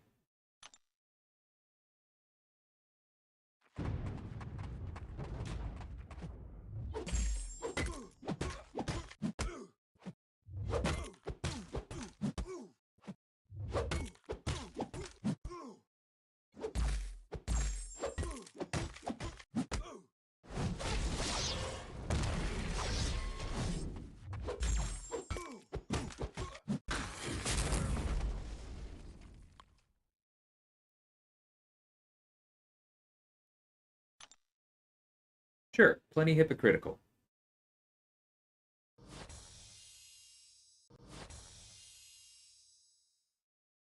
That kind of strikes me as like similar to not tipping your waiter because prices went up at the restaurant. Just don't come back to the restaurant, right? It's not labor's fault. Am I saying a multi-millionaire company can't have one or two people who can stay in contact 24/7? Sure, they can hire people to be on 24 hours a day, but that is a different thing, Javi.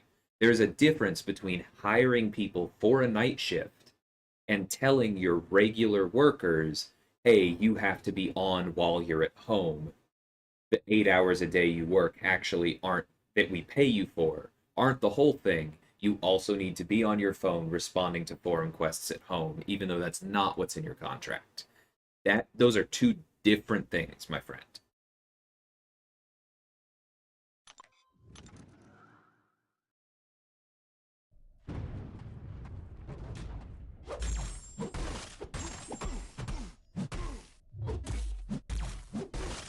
There's no rush on the refractor meta. You can and arguably should wait until season is over. Because we have a break here and I'm doing an arena grind, I'm testing it out and seeing how I feel.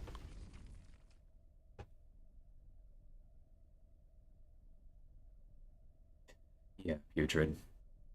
I'm not currently doing that kind of thing, but I've waited tables, I've worked retail, I've done a number of different things, and I just, even if I hadn't, those people matter, right? Hey, Snoops.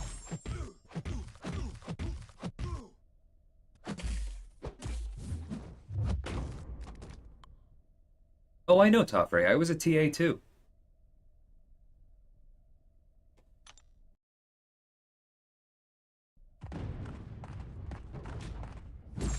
I understand. I got the calls at weird hours from my professor saying something needed to be done. I mean, I was also lucky in that my position didn't have as many hours on the clock, so the flexibility was what I was being paid for the most part.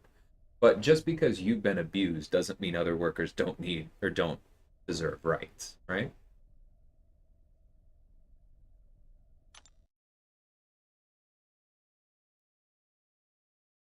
Whoever's call it was to push an update that hurts the player base after work hours so they have plausible deniability, that person that person deserves criticism, and I'm throwing all of mine at them.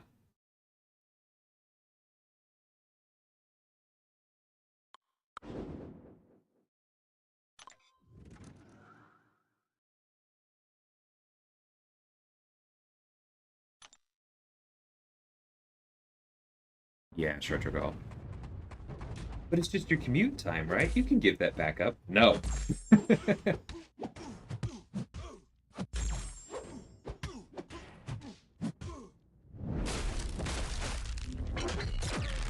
Yeah, exactly, meta.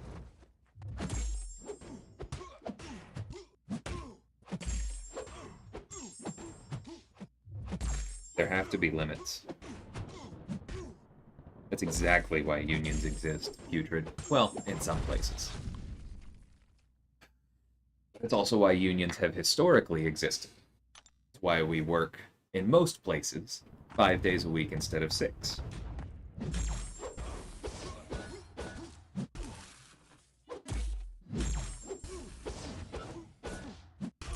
Why 12-year-olds aren't supposed to work in factories.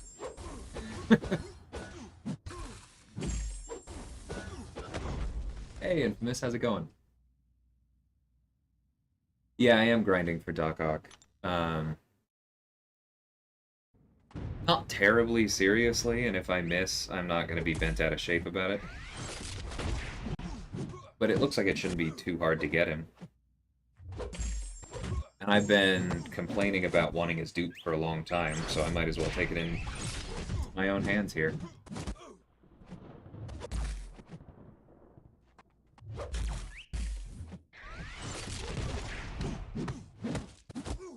Hey Max, I'm actually testing it right now, and I'm still formulating my opinions. Certain things do maybe feel better, but maybe it's confirmation bias. I also had some, see right there, that parry? I was trying to dex that, so I'm not in love yet.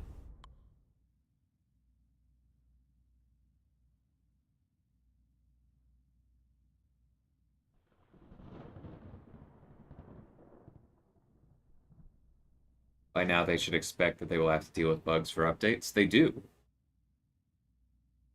And like when the bad bugs happen, I know for a fact, easy, that people who are not paid to do quality assurance or any of that kind of stuff have stayed late at Kabam's offices to make sure the fixes go live to us.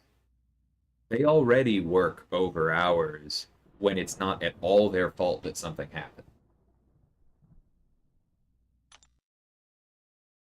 Doesn't mean they need to start answering emails at all.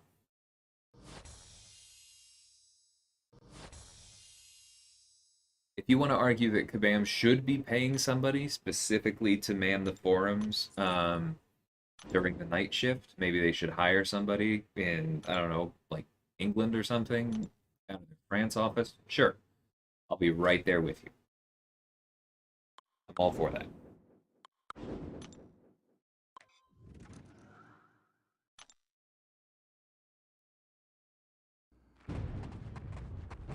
You have calls at 10 p.m. Jeez.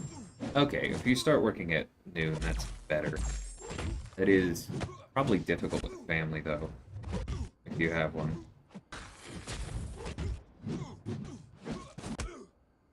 Because, like, I personally don't mind that much working late, but my girlfriend often has to get up for class and those kinds of things, and we only have 2 rooms, so if I'm up and talking to someone, she's up too. So I can't go that late.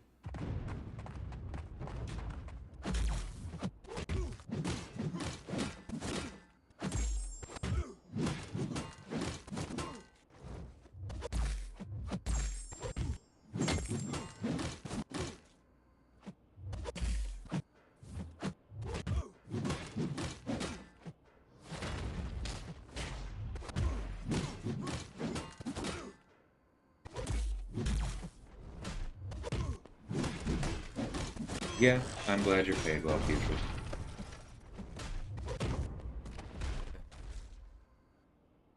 Working and watching the war screen? I understand. I've been stopping myself from checking. Took Brody to rank 3 today. I saw that, Snoops. Congrats.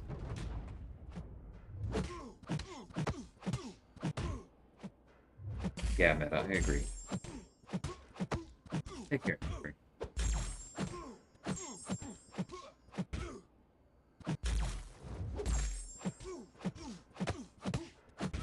I don't think that's how that works either, Easy, but that is funny.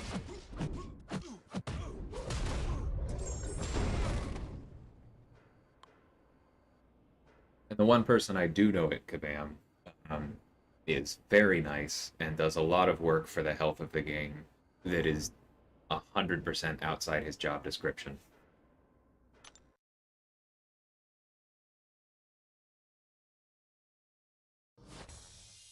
I bet, Churchill. Because there's also the psychological effect of just like, that means that half of your workday is probably in the dark. That's not fun.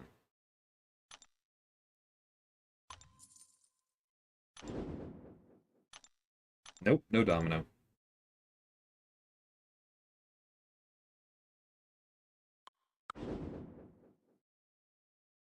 Alright, that's a lot of poison beans.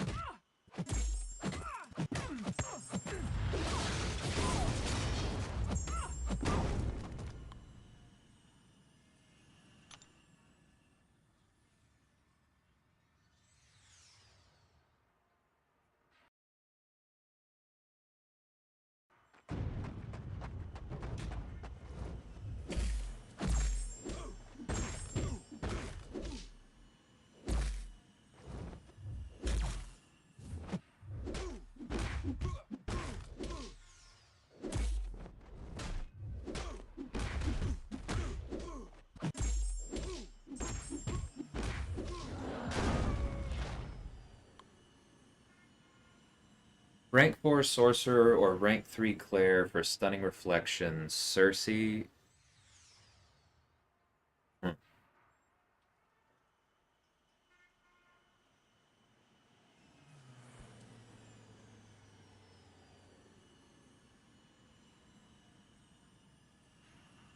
Sorcerer's probably the easier fight.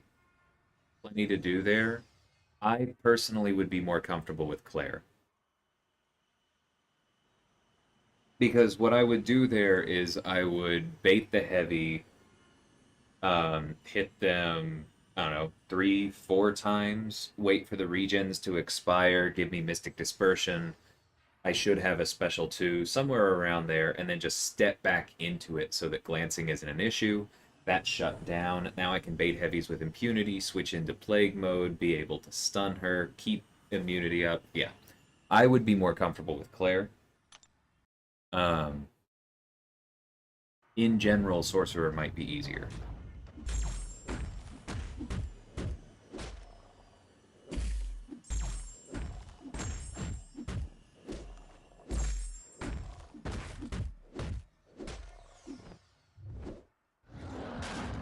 Yeah, I think War Machine is probably more generally applicable than Duck Ock Snoops. As good as Ock is.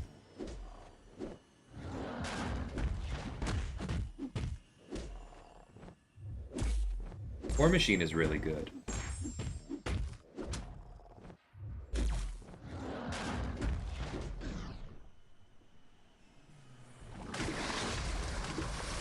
Hey, Pika, appreciate it.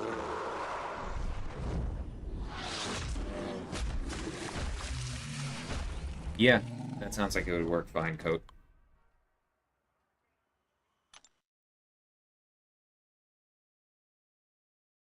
They both sound like great options. I just personally, and maybe this is history with the input issues talking, I like to be able to turn off the stun shield on that node as much as possible.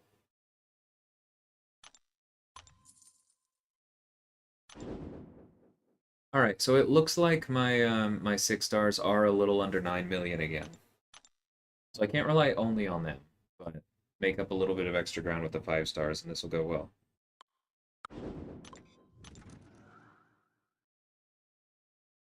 Yeah, I am going for the 6 star now. How's it going, man?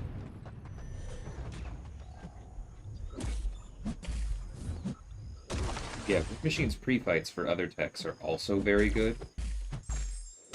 Like having the pre-fight that extends debuffs, if you do end up using Doc Ock more, that one could be really good for him. And so having the ability to actually win fights with War Machine so that you can then soup up Doc Ock for the ones where he's particularly good, like he just makes your whole tech roster better. I think he's a great first rank 3.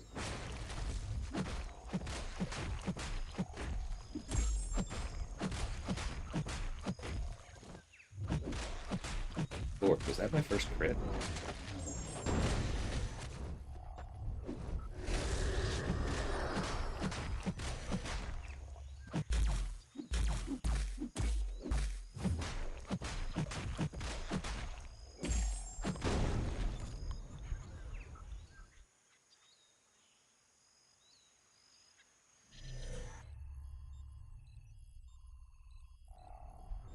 Thanks, Nah. Yeah, I definitely would not mind another way to unlock that Power Sting synergy.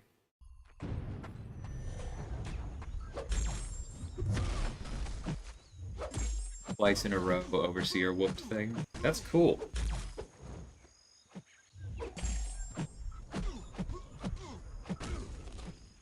I guess I'm just surprised that without the immunity triggering, he still gains enough gamma for the cosmic mode to really feel that good. But that's cool.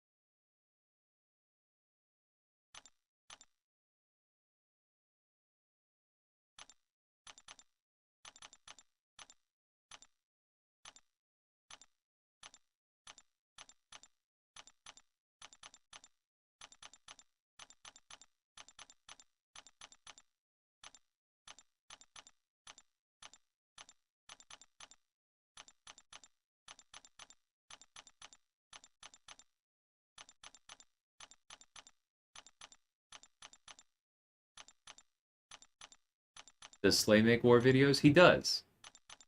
Yeah, I think his most recent one was our war against 4 Loki, where he had a lot of fun with his rank 4 Omega. I still haven't watched that one yet, but without watching it, I can say it's you should check it out if you're at all curious. I hope to catch up a bit today.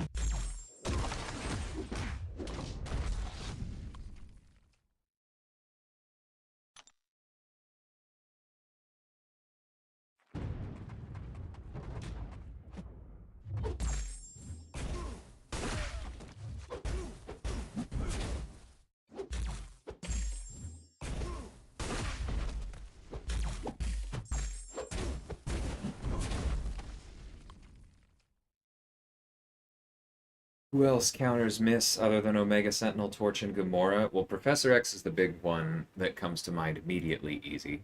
Um, Nick with proper setup, but I don't like relying on that. Gwenpool with Spider-Ham on the team gains a vigilance. That works as well. There are a number of cosmics that bypass it. That's kind of the big class for it with the vigilance. So Cosmic Ghost Rider can do it. The Hercules can bypass mist. That's one of the things he's very good for. Silver Surfer can do it, and extremely easily if you have Odin pre-fights for him. I believe Scroll can do it. That doesn't happen too much for me when I'm using him.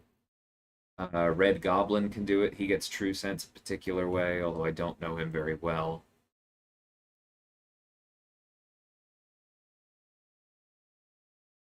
Longshot Special 1 can't miss, but that's very niche. Captain Sam, Captain Falcon, he also bypasses miss. Psychic hits cannot miss, so that's good for certain things. That's mostly mutants that have psychic hits. So like Emma Frost's specials.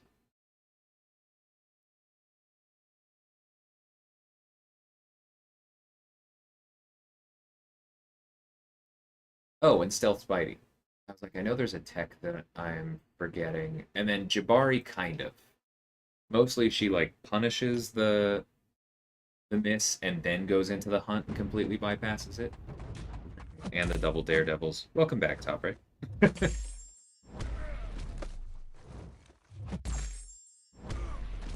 Right. Mags versus Metal.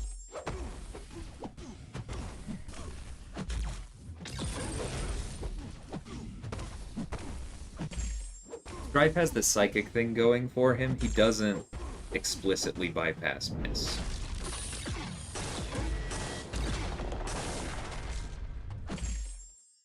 Whatever, just throw it.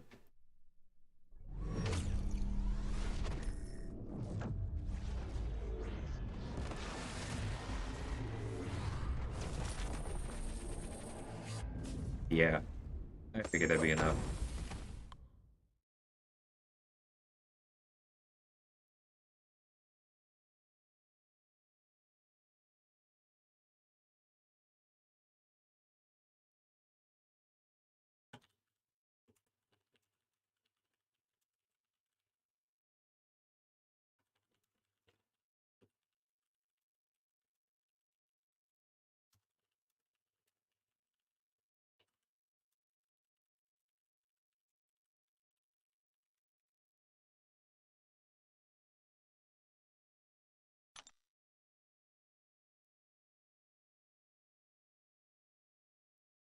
Okay, Top Right.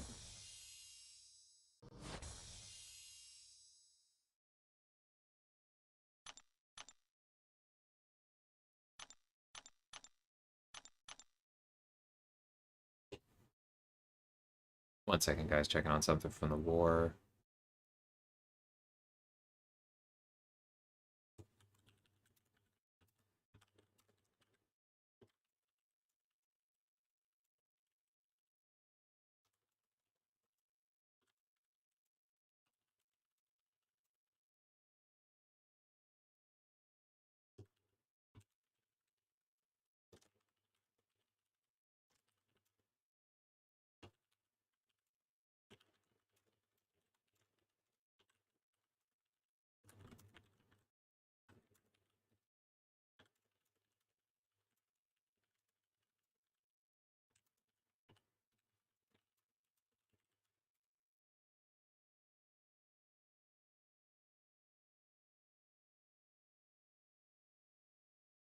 Okay, I'm back.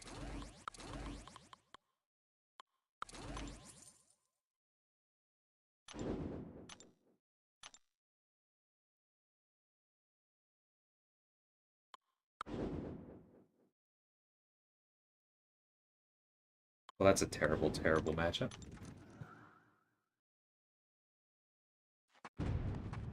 At least it's not a duped She-Hulk.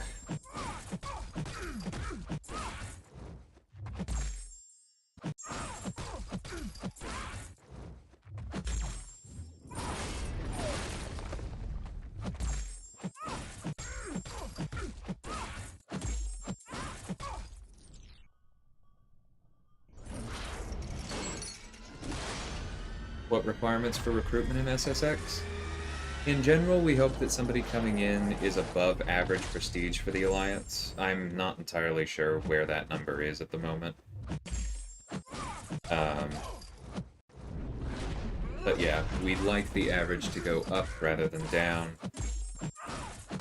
There aren't really hard requirements. We do ask for a lot of recordings, because we want as much proof of somebody being a strong reactive player as possible. We look for at least a decently sized roster for Tier 1, and I know that sounds incredibly subjective, but I think it doesn't necessarily matter how many rank 3s you have. It's more, hold on, I want to get to the special 2 faster. It's more, I would say, that it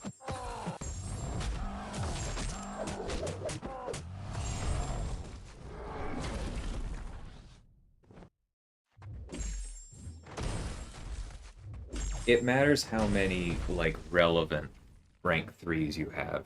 So I think I was talking to this about Slay the other day, where I would hope that somebody would have, like, 50% meta placements, or 50% meta rank ups. So those are, we're talking about, like, the obvious champions. Everyone agrees have a place on a roster. You know, the Hercules is the Dooms, the Apocalypse is the Claires, the Human Torches, etc. And then maybe like 30% slightly further off the beaten path champions that are still good, like rank 3 Odins, rank 3 House of X, rank 3 Jabari, Toad, some of those weirder champions, She-Hulk, Overseer. The tier 2s in my essential champions list. And then, like, maybe the last 20% are defenders or truly weird champions that aren't that helpful in war, but maybe they'll come up. But out of those, like, meta champions that everyone agrees you should have, I would think you would want it. It sounds harsh to say this, but, like, the smaller your roster, the more of those you want.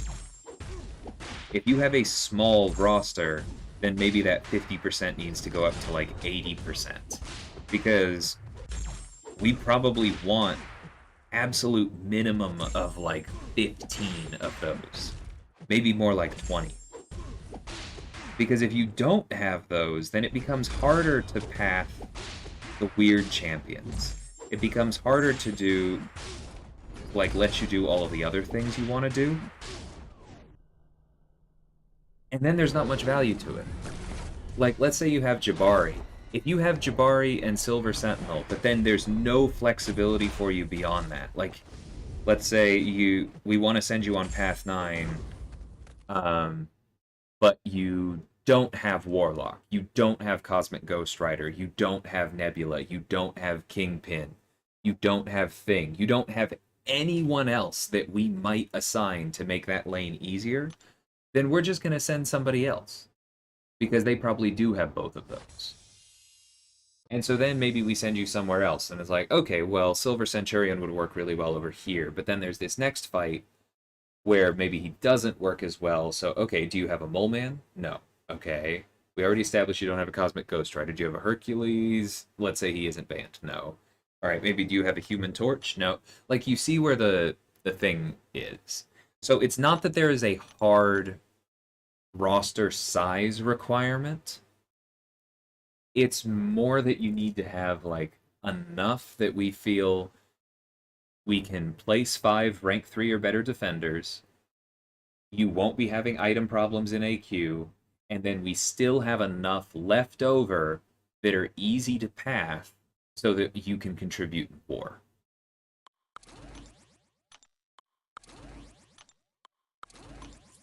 And depending on who you have, that number fluctuates a bit, which is why I can't be more specific. But hopefully that was somewhat helpful.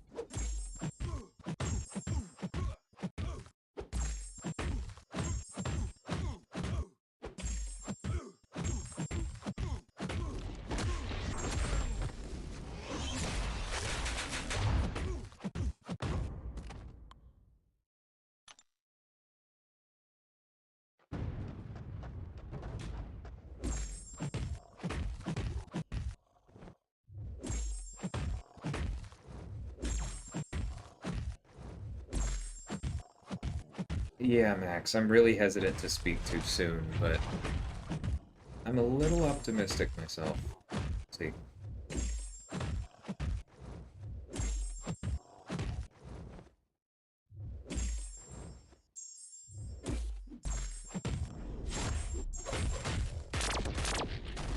I don't know if there's a forum post on it. Feels like there probably would be.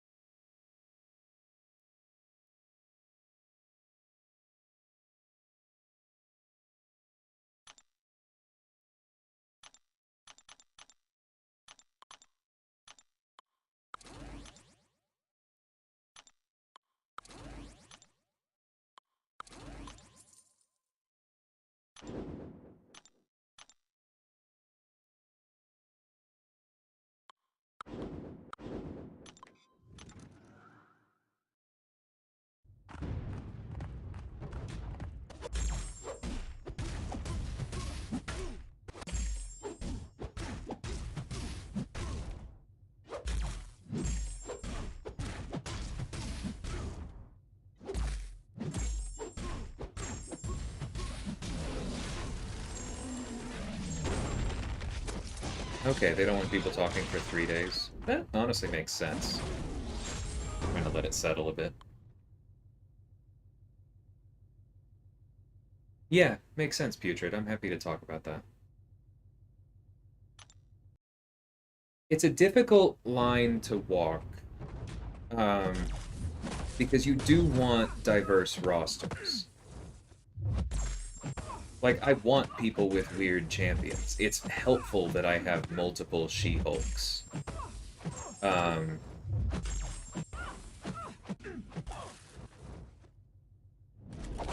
but you also need to be able to path them.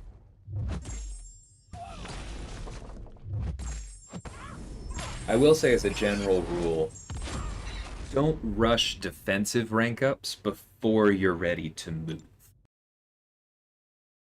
Because there is no such thing as a good defensive rank up for resume building.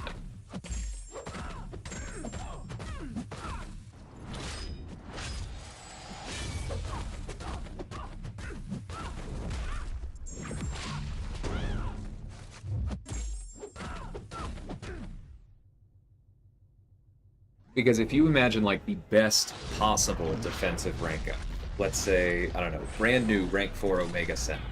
Boom, you're ready. And then you go to a battle group where they already have a rank 4 Omega Sentinel on defense. That's not a bad rank up because it's a rank 4 Omega Sentinel, but it's no longer a defensive rank up. And if you think about more strict defenders like Mangog or arguably Man-Thing, he definitely has a place on offense, but a little bit less common this season, then you really see the problem.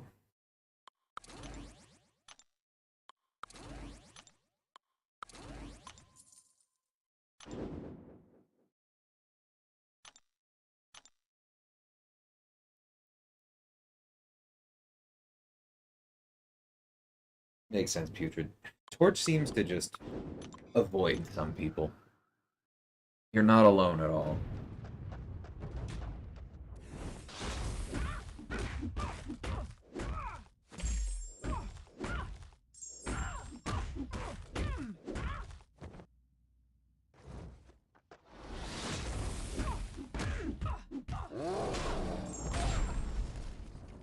You rank 3'd your Nebula for the last war match, Nimrod on 46 for the other robots. Nice. Yeah, Nebula's become extremely helpful.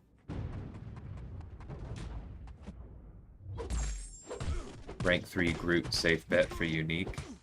Doesn't mean I'm putting him on defense.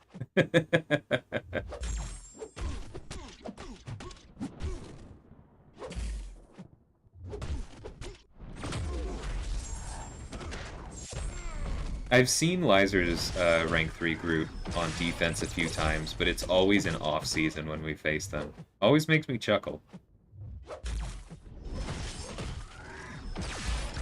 But it's never there during the season.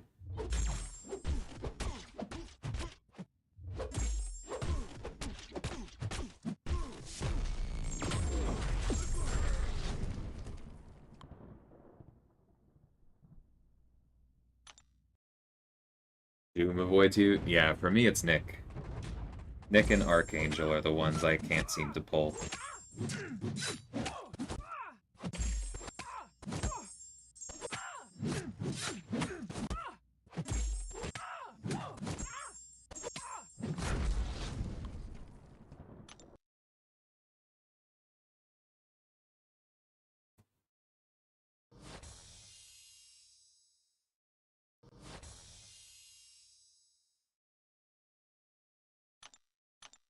I couldn't even get a 5-star Nick for a while.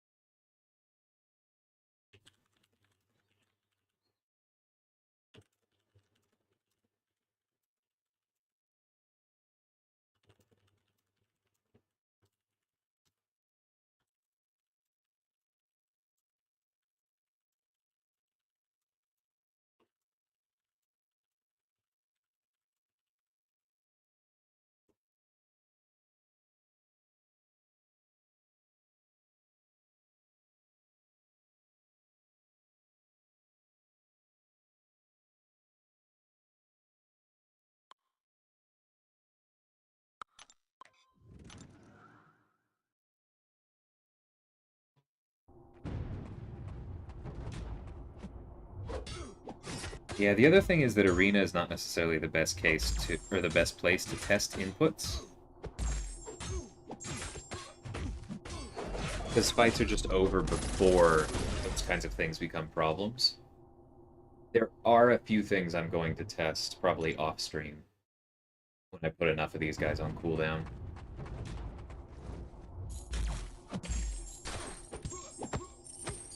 Two rank 4s and 30 rank 3s later, still don't have a 5-star AA.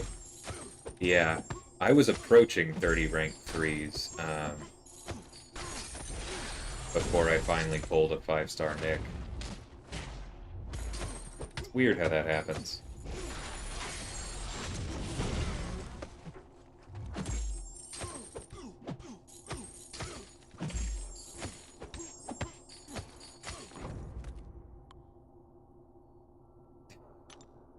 Yeah, easy. You're not alone with that, for sure.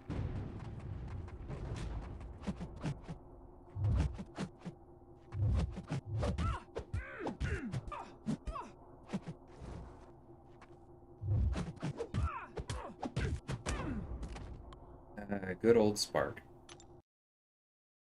I'm not surprised to hear his rank 3's been getting some use in wars. He's fragile as all hell, but dude hits like a truck.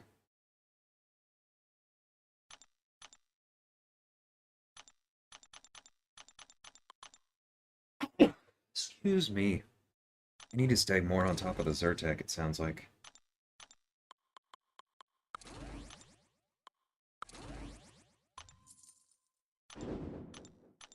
Pollen seems to be getting bad. 5-star Nick was your top champ for a while, so he's SIG 200. Nice. Okay. Well, that Havoc's gonna be a problem. Better player when I use Wasp? Yeah, I know what you mean.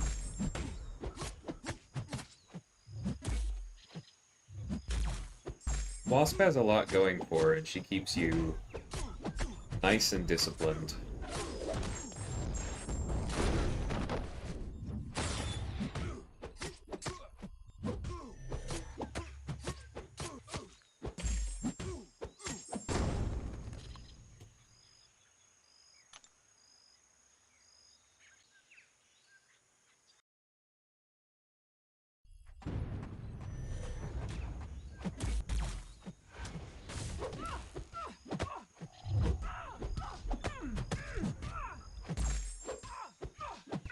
I love the Winter Soldier synergy for Killmonger so much. Damage on right away.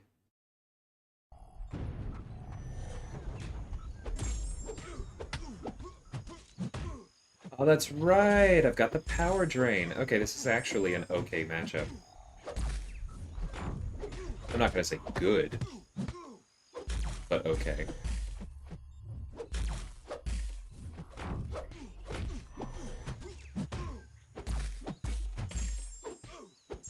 Alright, bait the special 2.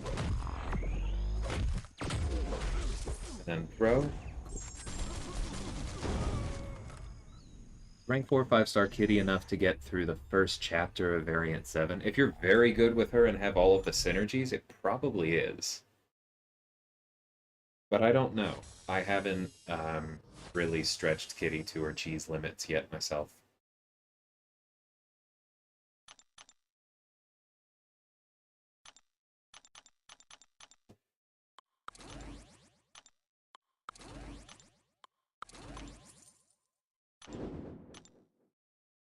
%, agreed, easy.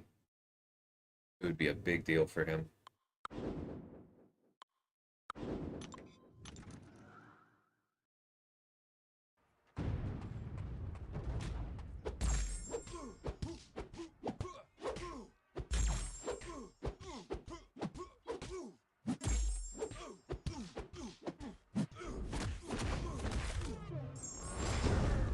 Hey, Matt. It's going okay.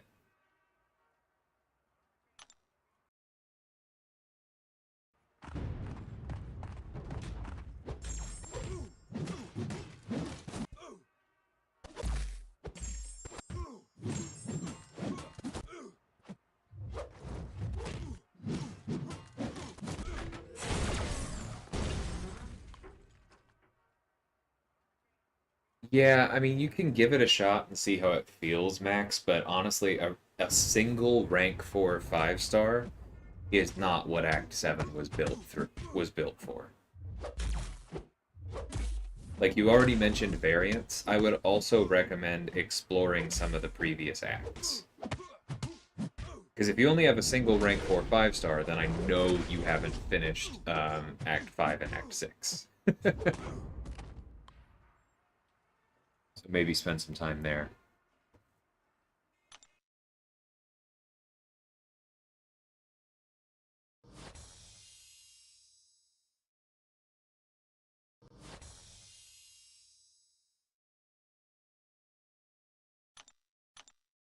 That's impressive that you pushed through Act 6 with only that, actually. Because my alt account is Cavalier, but I haven't touched 6.2 yet. And that account now has a rank 5, 3 rank 2 6-stars, and 3 or 4 rank 4 equivalents.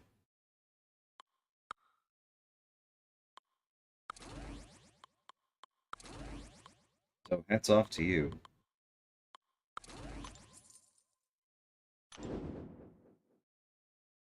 Oh, you have 4 rank 5s. Okay, never mind.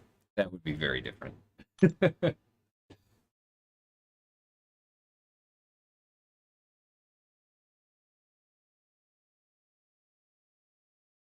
Oh, you know what? I'm so sorry. I read that as Act 7, not Variant 7. Okay, yeah. Actually, she might do okay there. Because are you just going for completion? Yeah, he didn't. Thank you, Putrid. I just caught it. Um, that might be okay for Variant 7. For exploration, I think I would definitely want more than one attacker. But for completion, yeah, that doesn't sound too bad.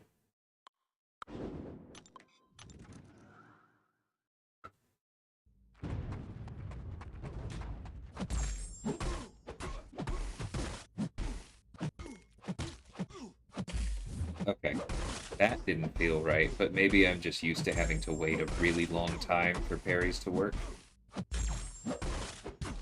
Yeah, as soon as I said that out loud, the next few were much easier.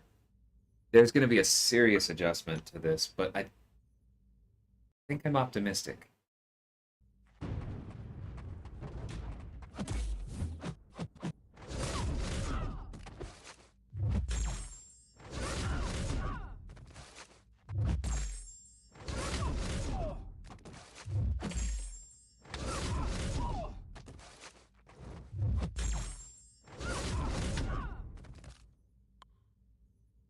Hey, Campo, how's it going, man?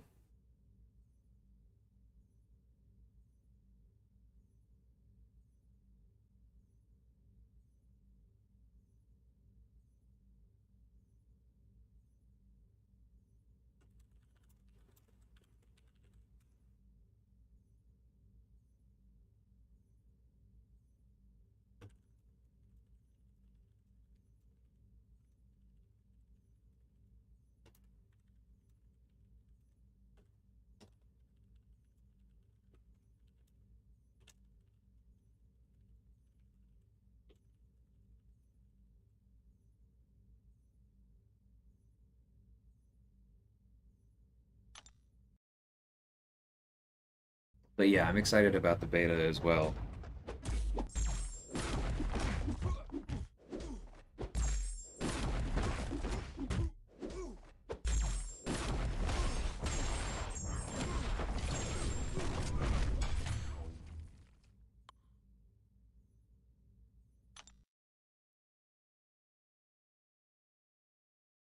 This is not guerrilla marketing.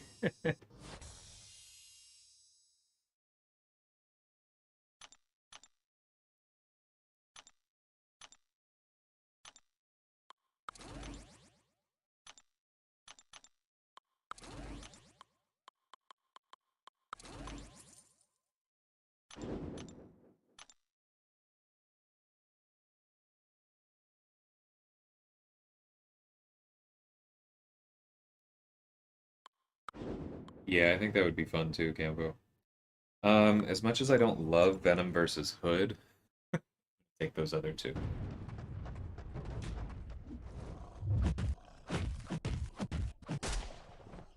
I do think, I was thinking the same thing, Putrid, that the beginning of the fight parry still seems difficult, but that's kind of always been true. I do think that that is an AI thing. I think that's just them waiting and being weird.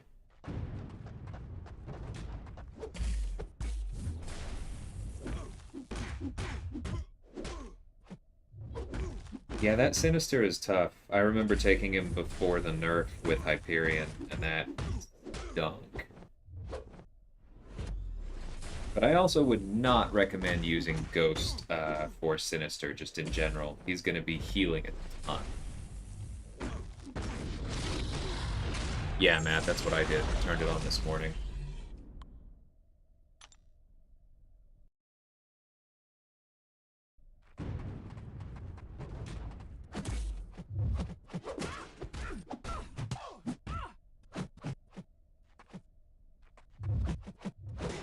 Nope.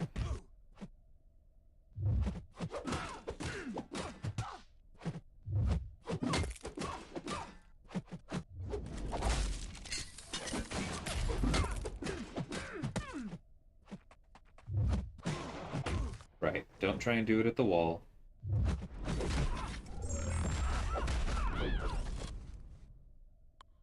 I used to be a lot more comfortable with this matchup.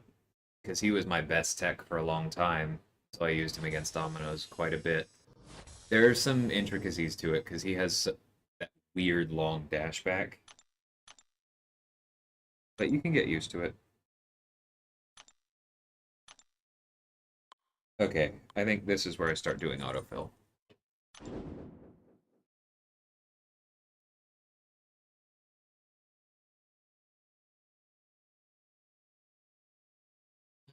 What you mean, Matt?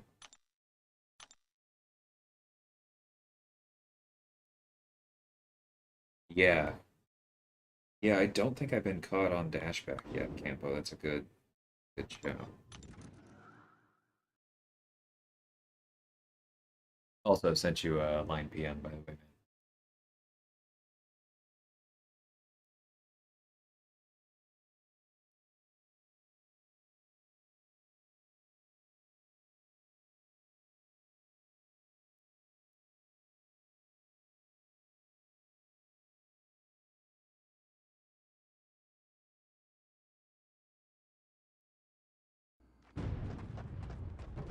Oh, did you try and send a link, Joe? Well, I'm not deleting it, but I do have it set that only mods can send links, so I don't even see it. If that's what you're saying, please delete if against.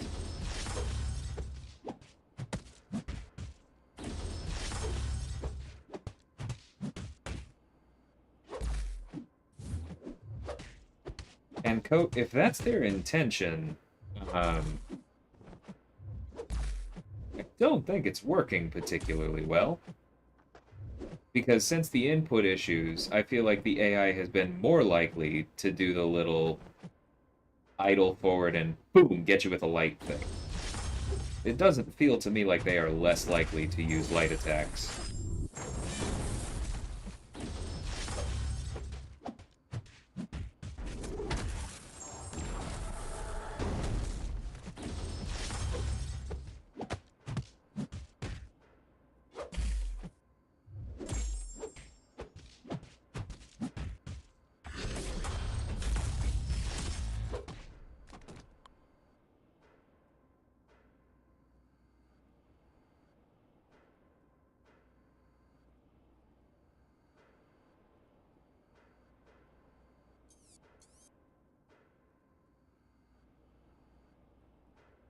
Your other option is CMM, who would be better, but would require at least rank 4.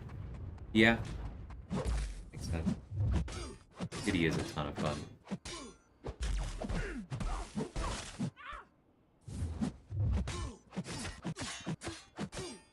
That one I think I wasn't quite paying attention. Not gonna blame that on inputs.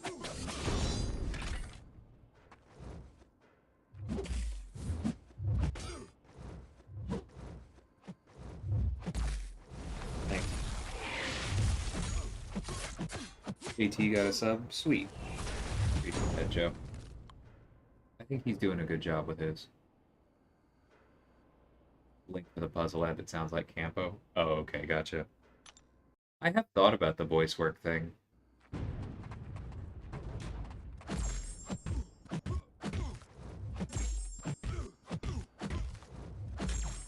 But between YouTube and being a musician, I feel like I'm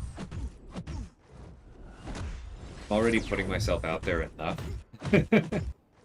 And trying to like grow my skill set in two relatively difficult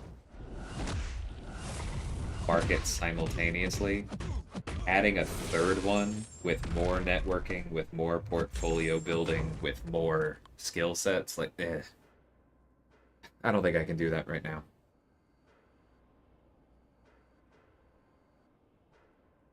Yeah, Matt, I agree.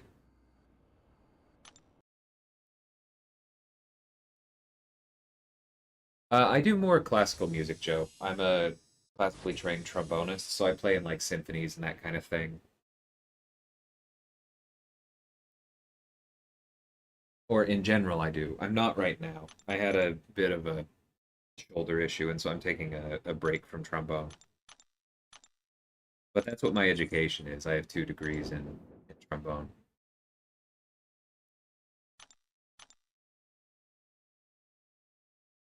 I don't think I have any of it up. There is a group that I played for that has some stuff on YouTube. I'll check that in a second. Hey, Bryce, how's it going, man?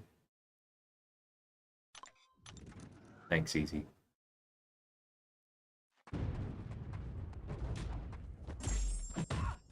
One thing I might do is check out one of those. Okay. Maybe that's just my timing not being ready.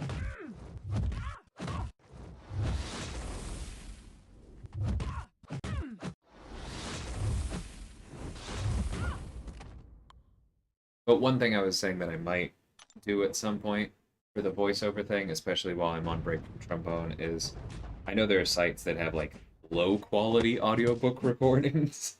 Because I've run into some of those where it's like, oh, you really cheaped out on this one, huh? Because I think that recording audiobooks actually requires quite a bit of skill and hard work, and I respect those people a lot. But I have heard a few that I'm confident I can do better than. And so maybe if I figure out who's paying those people, I can go record a couple of those as practice and see how it feels. I did it again. He has Cable on the team. Or, no, it's not Cable. Did he have Sinister? Oh, no, I'm fighting him with a mute like an idiot.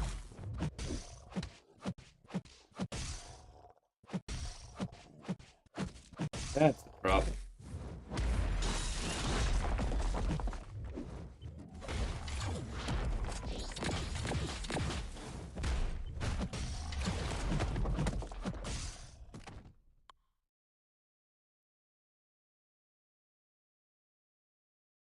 Trombone, trumpet, and choir. That's awesome, Joe. My younger brother is a high school choir director, and I know Campo and I have both done choir stuff in addition to our main instruments.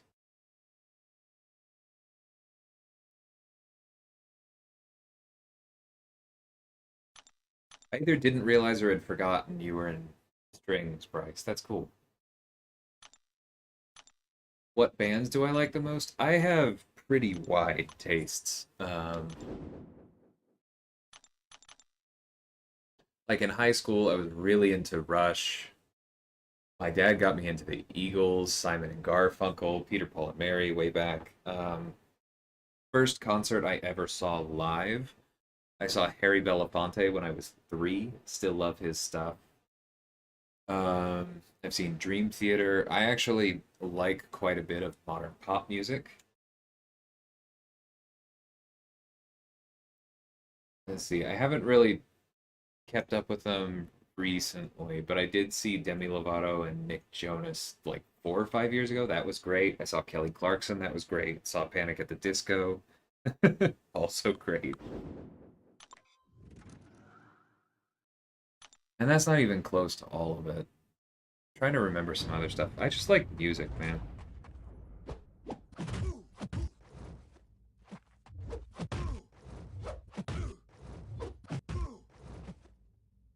You're in the choir world, so you'll know. If I like need a cathartic cry from music,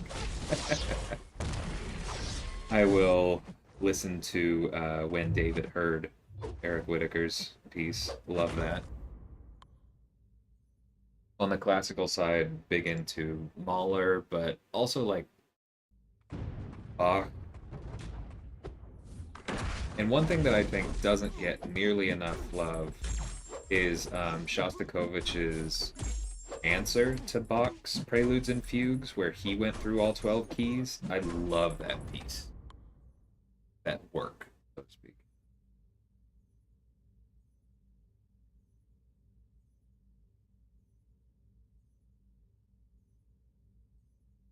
Yeah, I love Wolfpack, Joe.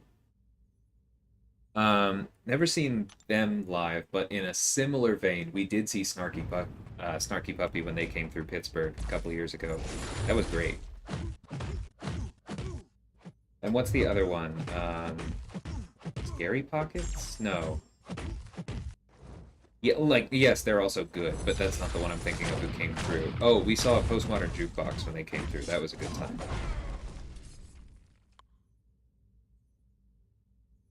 Yeah, I sounded like Ryan Reynolds that day. I actually, nobody had ever told me that, BK, but I can hear it a little bit in some of our cadences and like timbres, but he speaks higher in his voice than I do, I think. Definitely today when I'm feeling the pollen.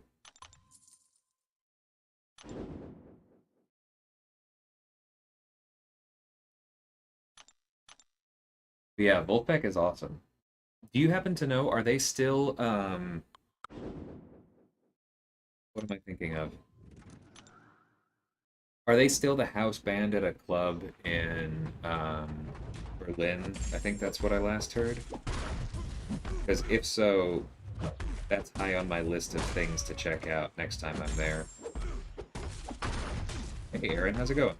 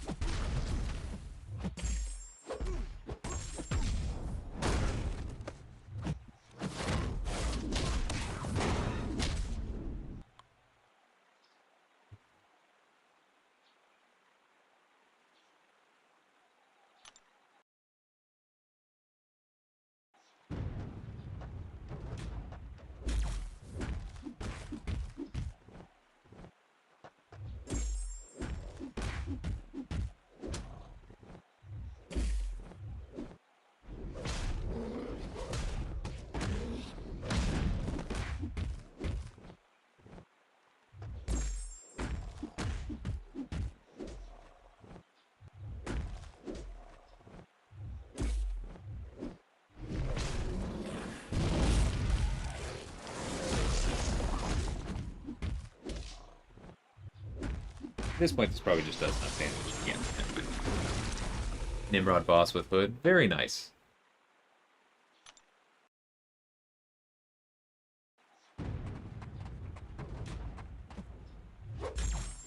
Thanks, Joe. I appreciate it.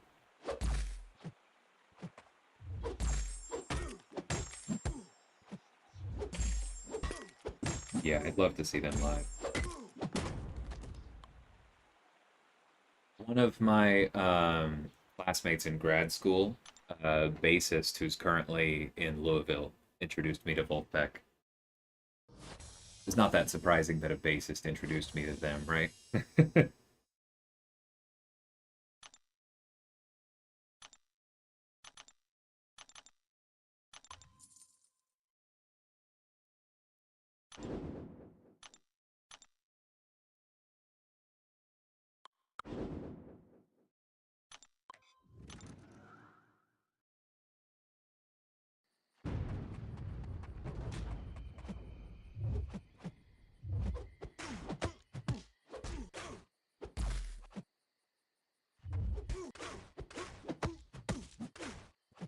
Stealthening.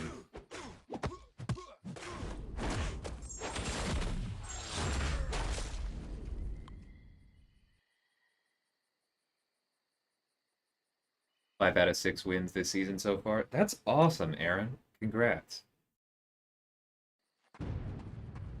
Very much not the case with us.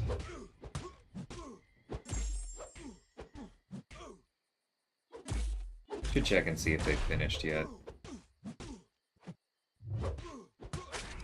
Almost don't have the heart. Come here. Thank you. Got a little crush on Joe Dart myself. I'm assuming that's the bassist.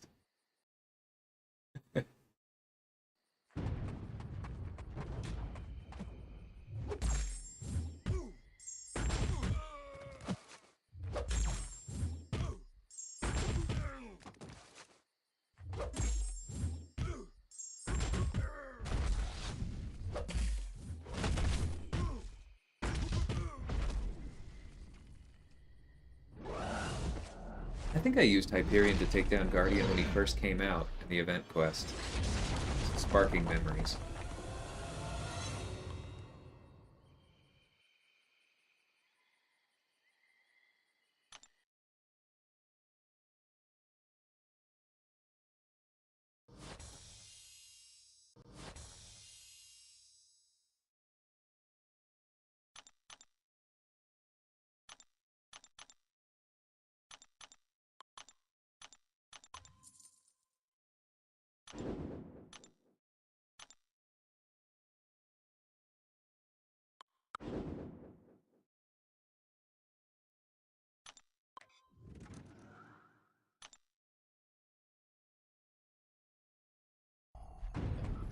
scared to look, Matt, because I know how we performed.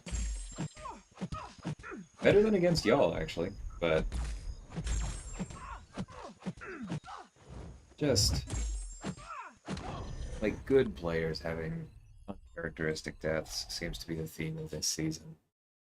Players who like didn't die at all last season or barely died at all last season, dying to fights you know they have. That just it's hard to diagnose that. And it's hard to fix it, and it's hard to react to it other than to just be sad. Did someone get one hit by a nihilist? Jesus, where? That's surprising. Wasn't Quake, was it?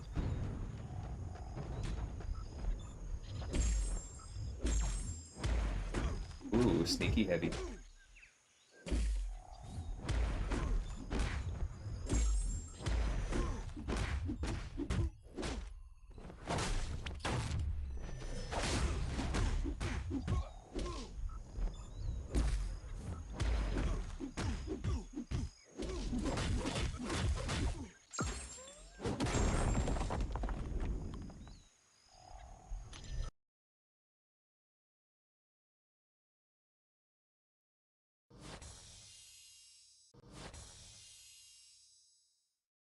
Cat 6 Special 2. I was wondering if that's where it was.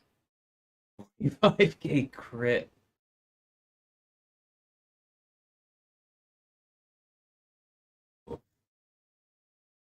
Was that just the first node with the single prowess? Or was it the second node and had they blocked something? I'm curious. But that is intense.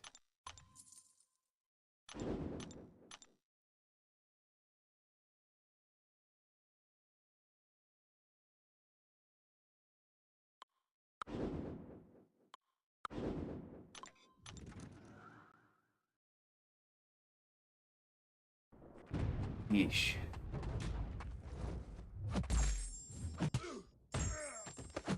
Makes me feel better about when I took that node recently. Like, same fight, it was a nihilist.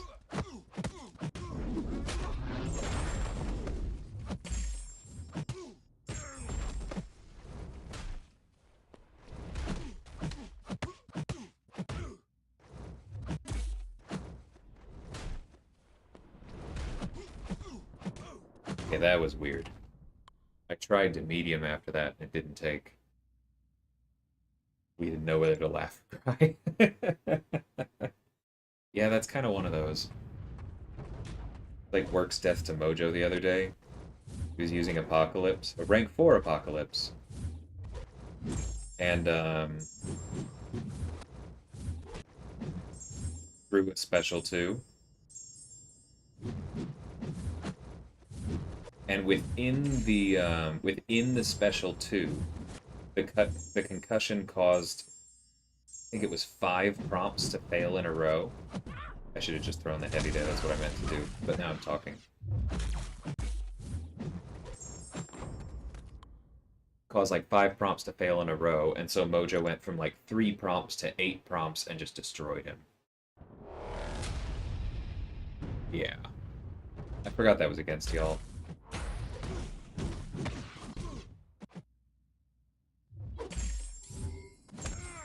That's just a crazy, crazy death.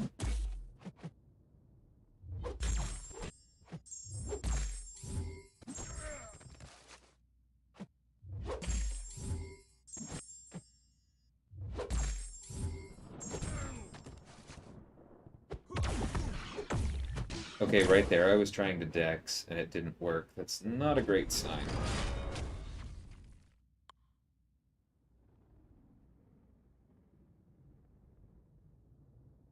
I know I'm still getting used to it. But man, getting hit when you try to dex was like the hallmark of the old system, and so that happening at all, because that feels like something where it should be less timing. Having that happen at all feels bad.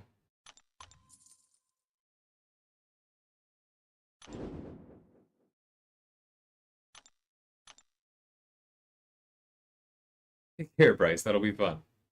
Glad you got to stop by.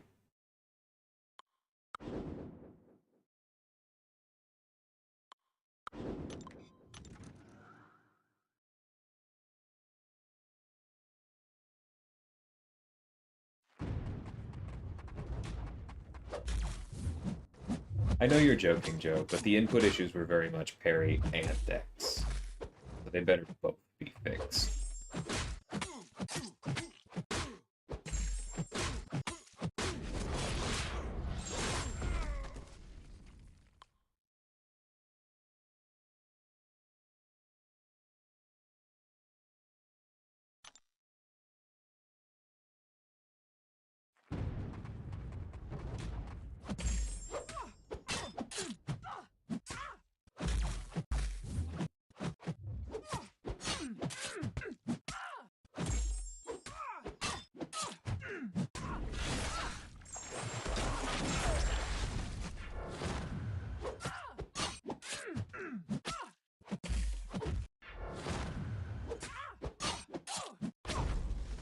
Down to 2, Campo. Good to know.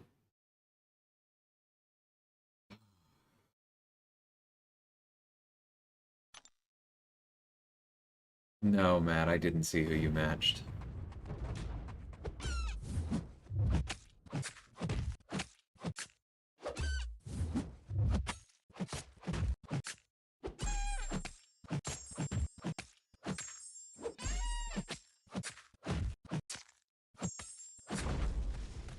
Okay, that's kind of who I figured based on that comment.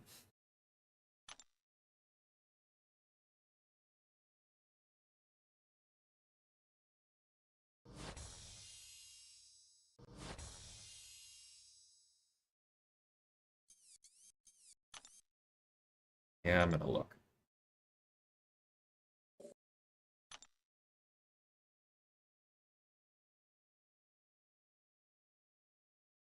Amazingly, we're ahead on time, but yeah, need 2 kills.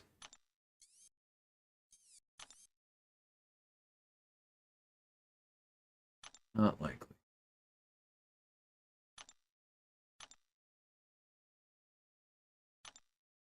We'll see. That's a bummer.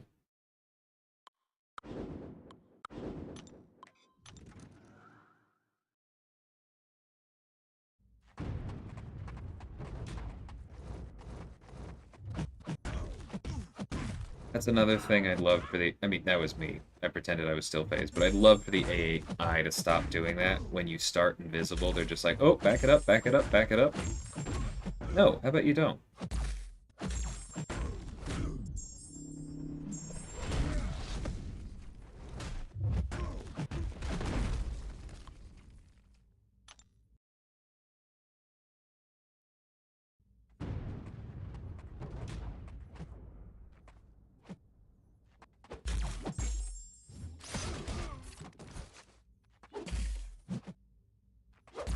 Less likely to light attack. This is bullshit.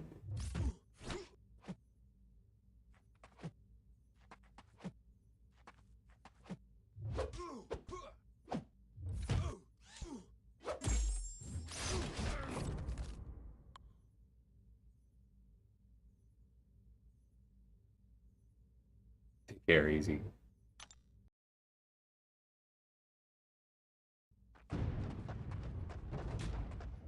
Yeah.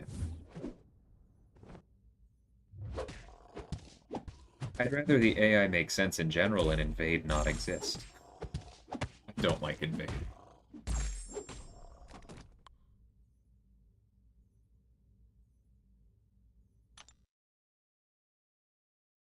Every player with a rank 3 Corvus goes, yay! And everyone else is like, oh, that's not, it's not the hallmark of a good node.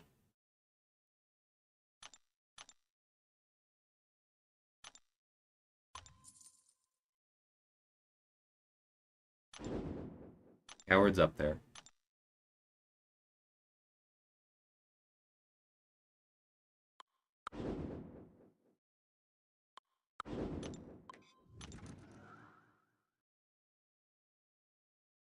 I really just pulled 3 poison immunes for my Diablo team, didn't I? Rude. Okay, that's the second wake or parry after a wake up. That never used to happen. I wonder if that's something about the symmetrical nature of how they changed inputs, but that is a bad sign. That literally never used to happen. I'm gonna test it. They changed that! That didn't used to work.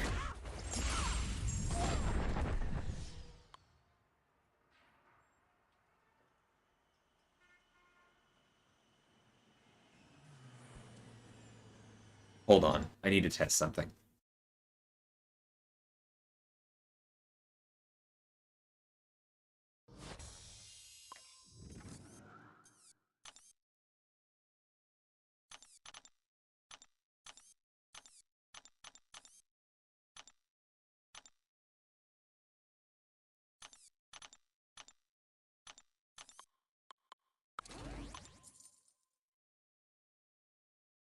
Yeah, Campo, that was a funny one.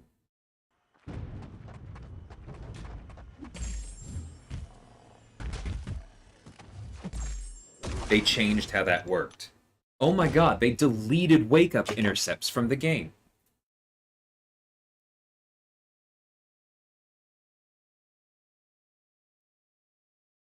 When I tell you I've done that exact intercept right there 100 times, I am underestimating.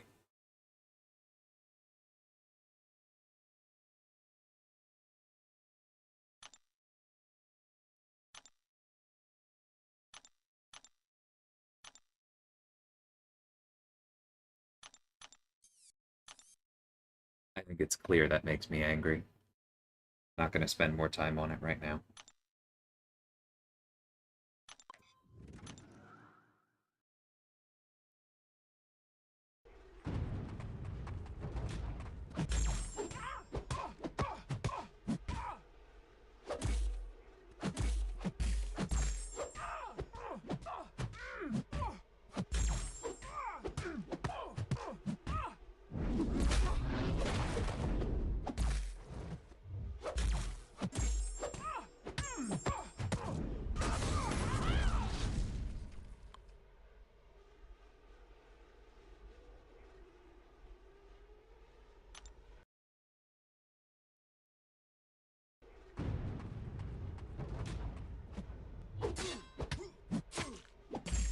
Hey, cream cheese.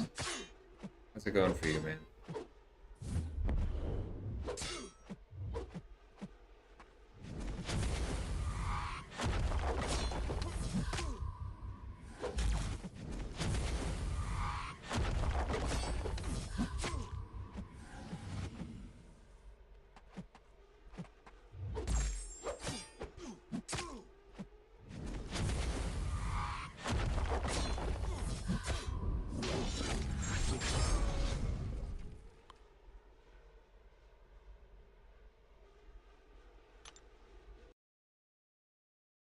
That was the only reason that wake-up intercepts used to be a thing.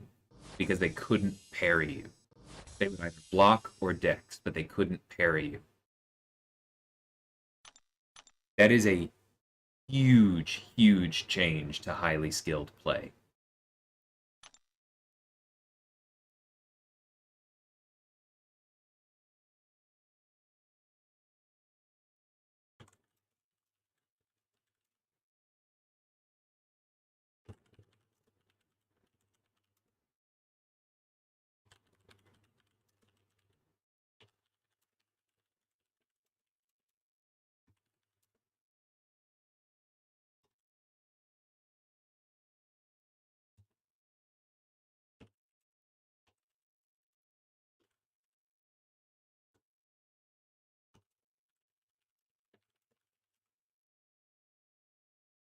Maybe that's not intended. Maybe that won't be permanent. I did say I wasn't going to spend too much time on it, and I've already brought it back up, but I'm going to try and stick to that.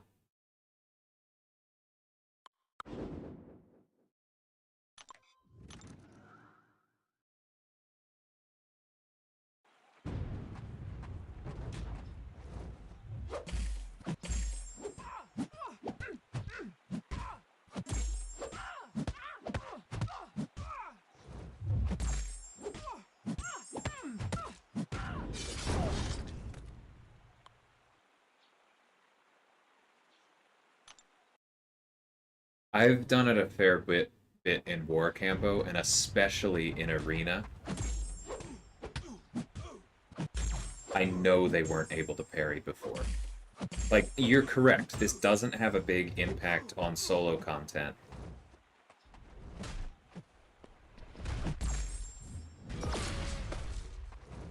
And a lot of people considered it too risky to use in war. So maybe this is just, you know, an acceptable casualty of them fixing it.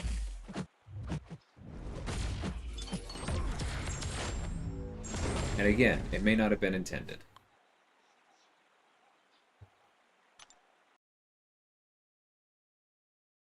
I will try not to let it ruin my mood.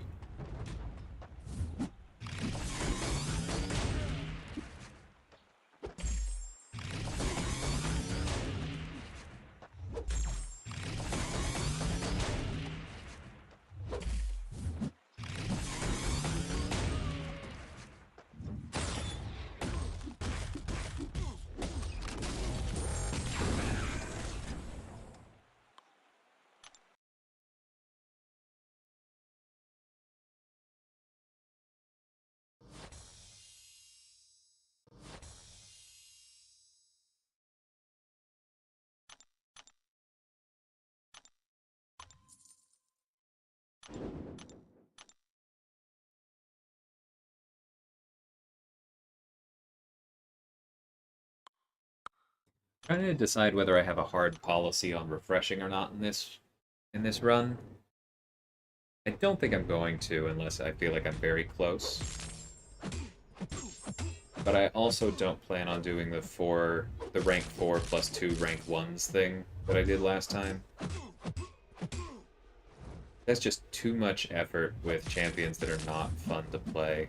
I don't think that's worth anything here.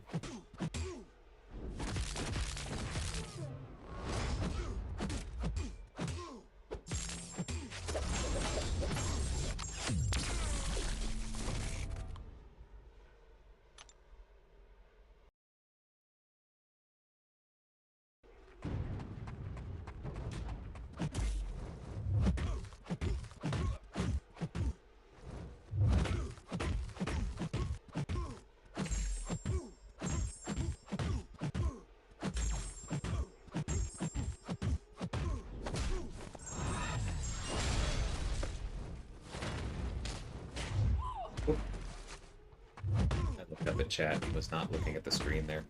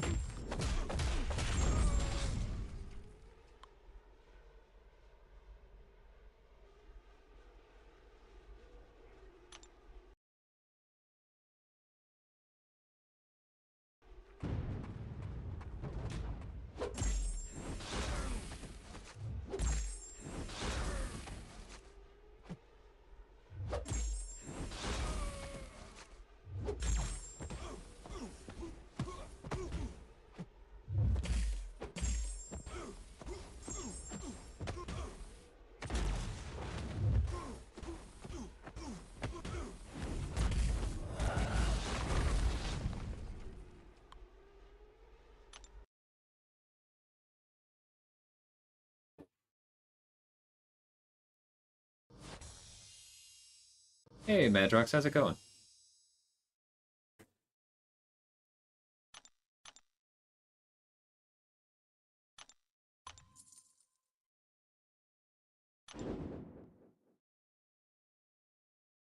I think I feel pretty good about this score for the 24-hour mark, especially because I started late. That seems pretty promising.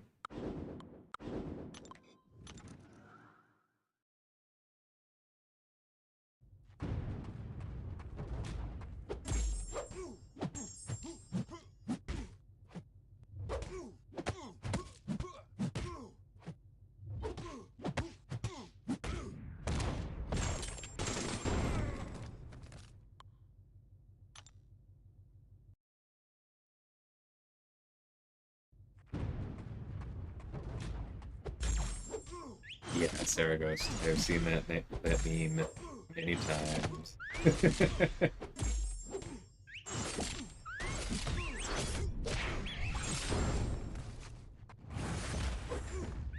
There's an ecology memes page on Facebook that a few of my friends are a part of that's particularly fond of that one.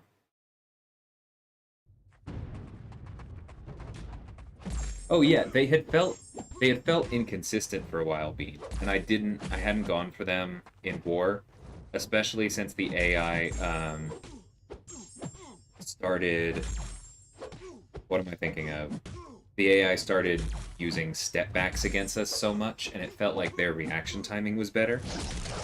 So all of those things were already a problem. But I was hoping that reliable inputs would actually make wake-up intercepts safer again, not remove them by making it a guaranteed parry against all but the slowest champions to recover.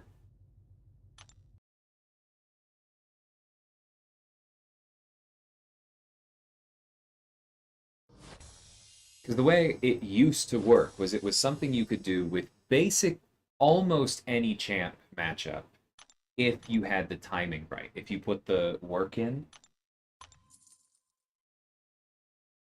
And if this is how it changes, then it's going to be a rare thing that only works in certain matchups and will effectively make certain defenders worse and certain attackers better. But that doesn't strike me as something that they would have intentionally done. Because I don't think, even if I'm correct about, yes, this is the new refractor. If I'm correct about this isn't going to be something that completely destroys wake-up intercepts. It's going to destroy 95% of wake-up intercepts. And that means it has balance implications. And whenever something happens based on Kabam messing with levers that has balance implications, it matters whether it was intended or not. It matters whether they considered the full scope of it. And my suspicion is usually that they did not consider the full scope of it. Not for something like this. Which also means that it may change. Like, this is still a beta, right? They didn't just push this live, and so I'm really trying to temper my reaction. This is not just the way the game is now. But I'm going to make that, like, something that I try and pay real attention to, formulate my arguments for, and include in my feed.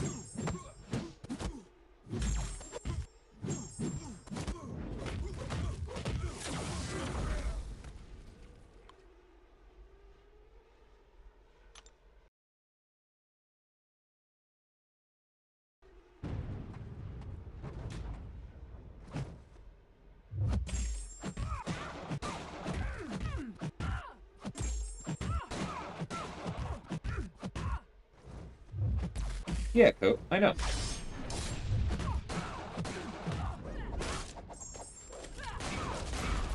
And you just said they're not allowed to post for 3 days. Oh, but no, I did not see the post while I was streaming. I do not browse the You're talking about the first one. You just said earlier in the same. Okay, I should wait for you to clarify. No, I did not read the initial announcement about it. I should, for sure, but that is the kind of thing that I just said, where I'm like, yes, that's why I'm formulating my feedback so that I have it ready. But you also said earlier in this stream that they're not taking inputs on it for 3 days. And so that's why I said that I was going to continue to test it and pay attention to it.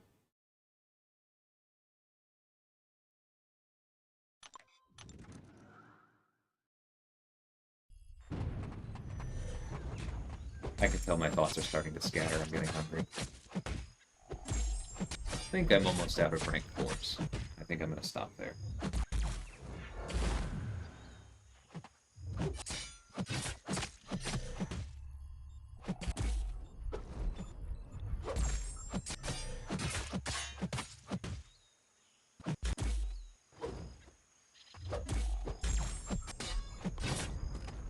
Hey, Cyber. They don't want discussion, but do want bug reports. Okay. I suppose this counts as a bug report if it is a, in my opinion, fundamental aspect of the game that has now changed. So yeah, I'll take a look at that. Thanks for posting the link.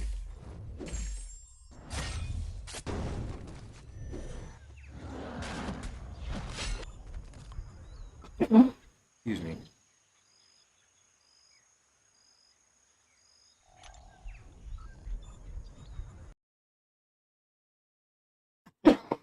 I'm so sorry, guys.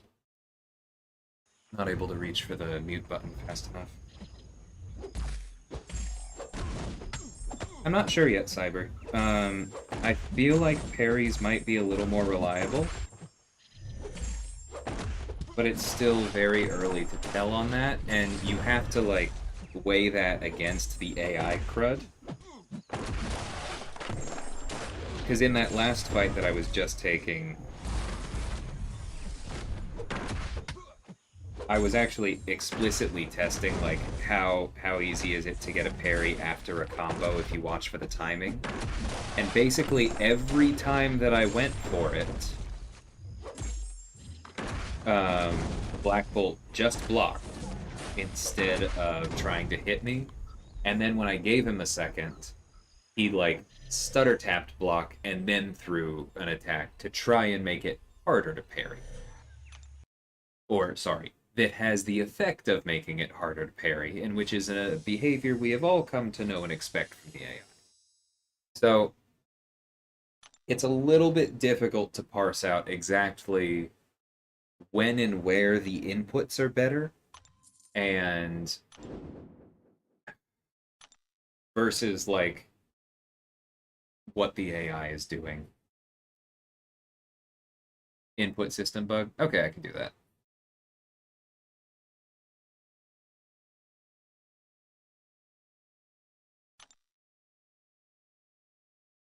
Although, good lord, I'm already exhausted from the inevitable responses to that. Because I just know that I'm going to get people who never really bothered to develop the skill of wake-up intercepts telling me that, oh, well, the way the game worked for 4 or 5 years was actually a bug, and you're not supposed to be able to do that, and it's now working correctly, and that's why you're getting parried. Probably even going to get somebody calling me a cheater for ever trying to use that at all.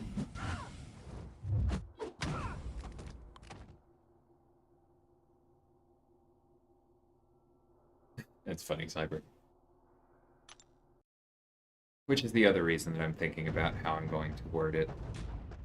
I don't really want to have that discussion.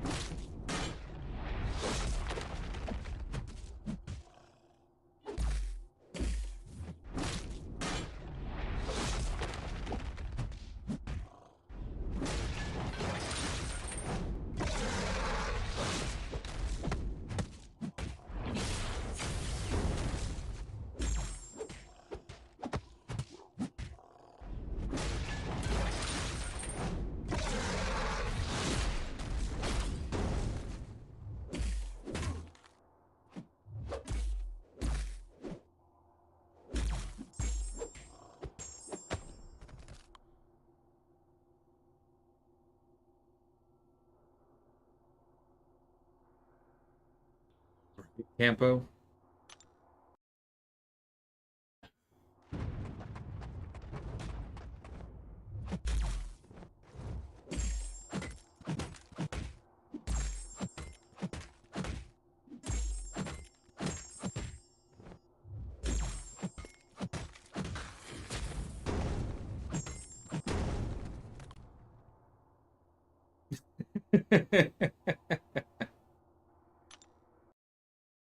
Nice touch, Madrox, with the exclamation points turning into ones. Well done.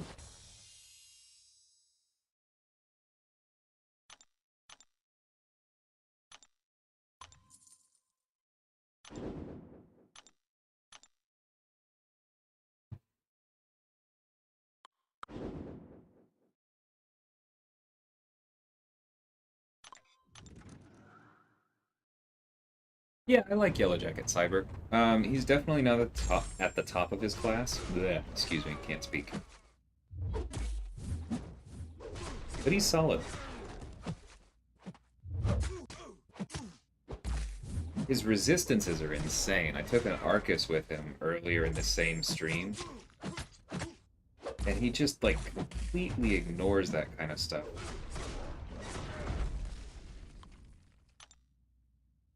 His slow is solid. The power stings are okay, but we were just talking about this yesterday. I think it was Easy who mentioned it. I would love for him to have some kind of taunt mechanic when the opponent has 3 power stings on them, like the Incursions hack. Because that would require you to either get lucky with the special one or to have used the special 3 first. I feel like both are fine and fair, but then it would just make him easier to use, give him a little bit extra utility, and it would be conditional utility, right? That would already fit into how he's supposed to play. And I think that would make him feel a lot more reliable, because often when I'm using Yellow Jacket, him more than most others, you can just feel the AI waiting out the negative effect on them. They're like, oh, I have a power stick on me. I should not throw a special. Very annoying. Hey, work, how's it going? Spider Ham is what Yellow Jacket should have been from the start. See, I definitely understand that argument, but especially after they've reworked him, I would say it might be more accurate to say that Yellow Jacket is the tanky interpretation of Spider Ham. Although now you have Scorpion with his absurd block proficiency, so yeah, power creep there as well.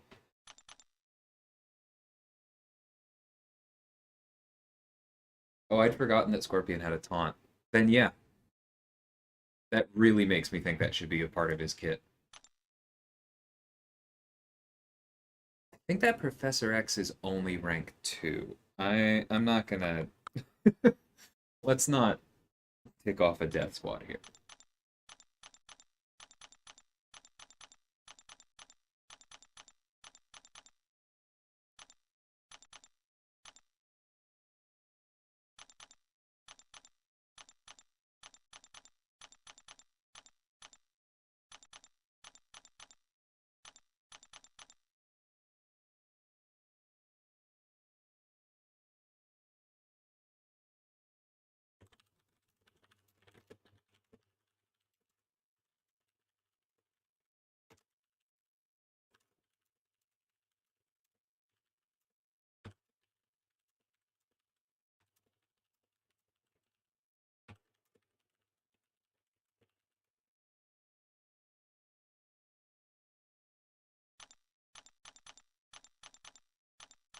Too much for the Clara side. I'm sorry to hear that, Coke. I can definitely see how that fight gets away from you, and I almost said something, but it's not even really worth mentioning, I feel like. Because the biggest problem with that fight is, okay, well, the person taking it has to be comfortable with her evades. Oh, I do have a few more rank 3s. Okay, I'll do a couple more. Because if Cersei catches you and stuns you and then combos you, you just die. It doesn't really matter who you are.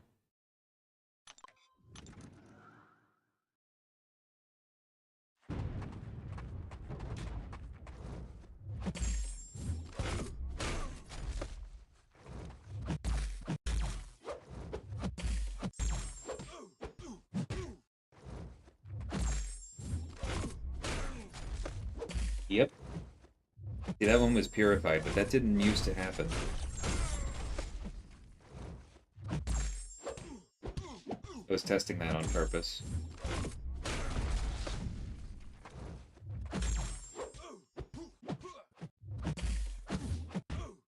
Why am I not gaining charges on parries? Does he reduce ability accuracy? I don't know Champion very well. Black? No, it's not a synergy for either of them.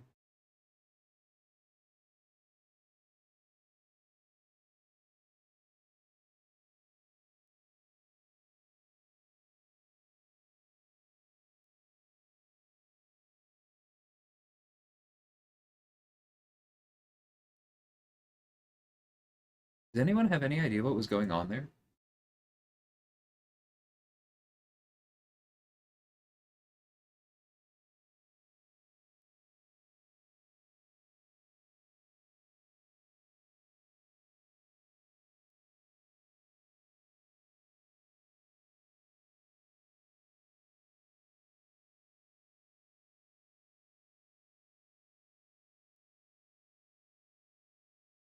can't find it in his abilities.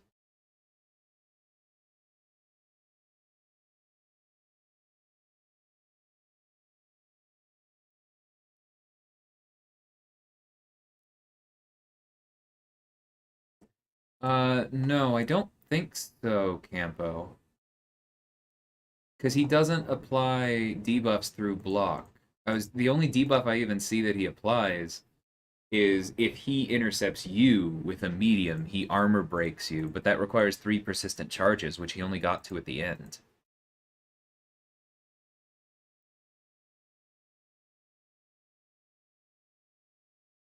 And like I know Kamala and Black Bolt have a synergy, but that just increases buff duration on Furies and a couple others.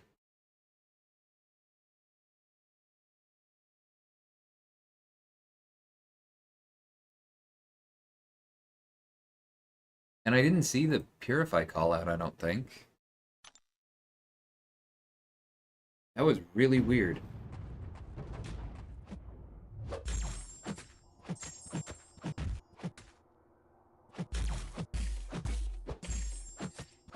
Yeah, you're not thinking of anything either, Coat? Okay, well.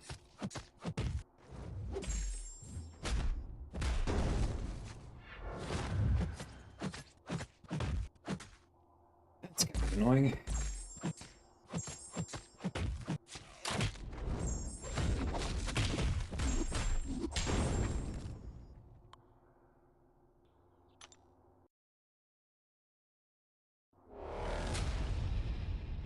The input beta. Maybe. If any of y'all haven't turned it on, if you want to go duel a champion, see if that happens.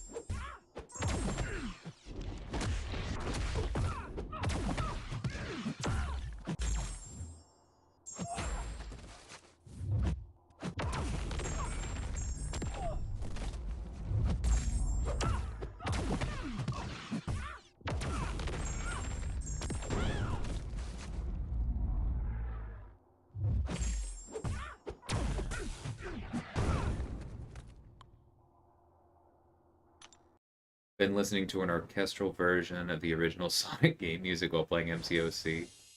That's interesting. I kind of like the MCOC music, but, you know, it gets repetitive. I don't have it on for the most part. I'll have to look that up. That's cool.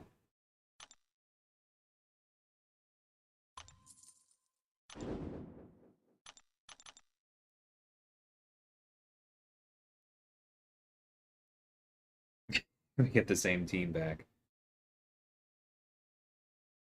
One ups on Spotify. Gotcha. Hey, Stunspore, how's it going? I don't know. Yeah, let's try. I'm gonna try intentionally triggering Frenzy through block with Mole Man, and maybe we'll see if there's something up with the champion. No, that worked.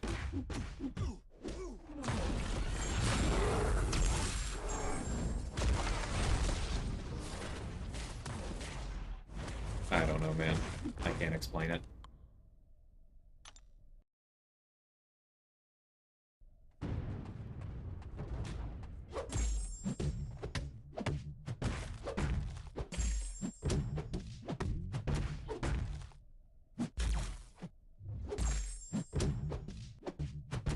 Yeah, it's done. Ready for Paragon. Feeling good about it.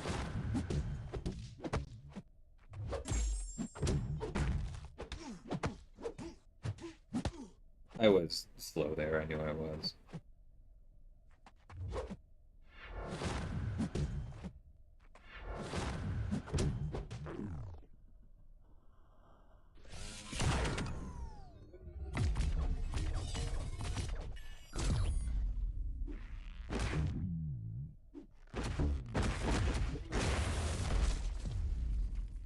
I will never understand why that last wall hit of his special 3 doesn't do any damage. Like, I know it would just be the same damage, spread out, but it's so weird to me that it doesn't do anything.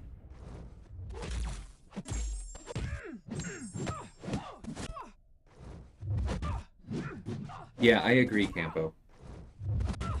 I hope that there's some time. And you know, I would really love for them to just flat out say, like, hey, we're currently aiming for Eternity of Pain to come out in, I don't know, August. So if you grind out a bunch of units, like, you'll probably be able to get something for units on July 4th. So everybody chill out. But we know they won't do that. Because that would have made us less likely to spend on spring cleaning.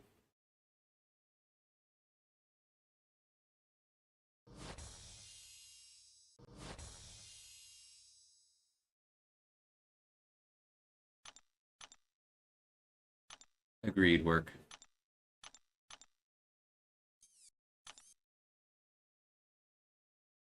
Oh, work. Are you still at the same Battlegrounds level? I know it's been quite some time. Are you still around 17, oh, whatever? Hey, Kabir, how's it going?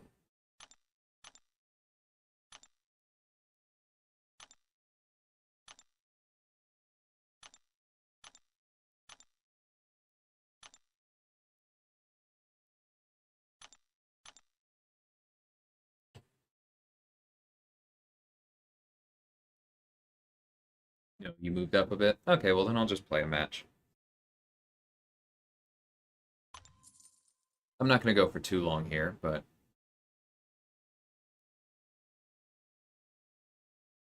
You're at 1693? Oh, well I just hit go, Campo, if you want to give it a shot. Seems like it's taking a minute. I can hit... Yeah, I'll hit cancel and then re-up. Give it a second.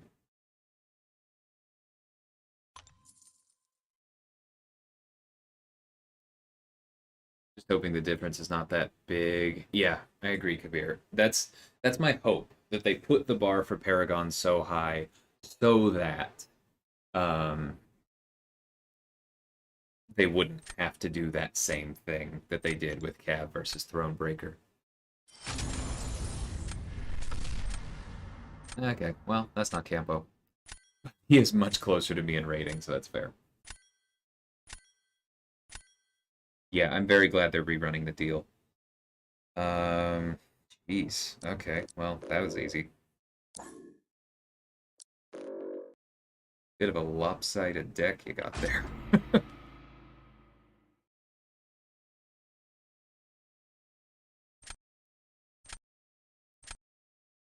Omega.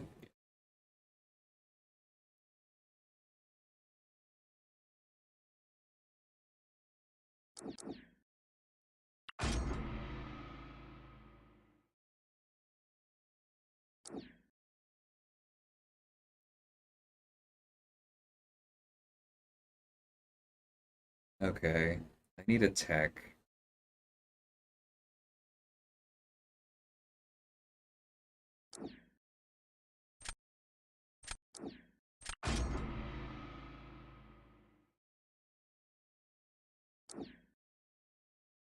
Okay, that works.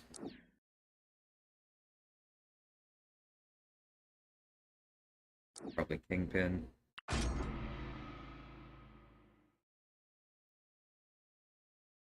I would love, like, I don't know, Hyperion next? That'd be pretty good. Or just to pull one of my rank 4s so I can throw them on defense. That works. Although they do have Archangel now. I'll see if I can make that.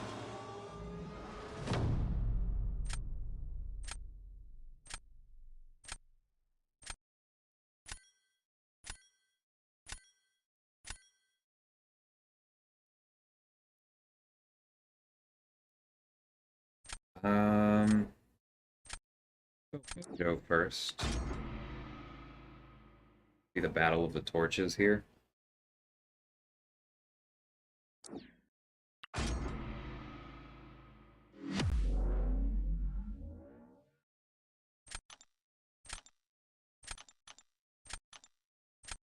He probably wins. Unless we get a little bit lucky with Mystic Dispersion and AI.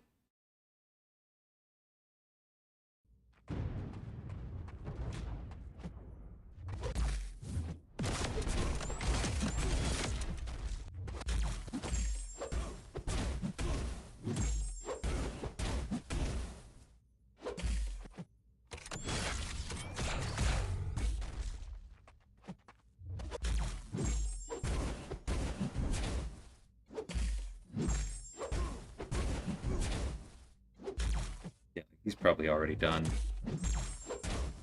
Nope. Come on, man. And now I would have to win by a massive margin.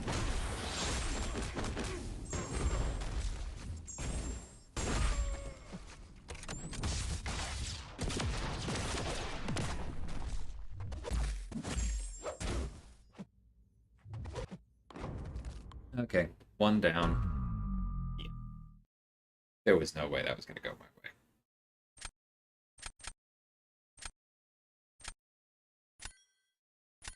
See, like, maybe I should have banned Torch.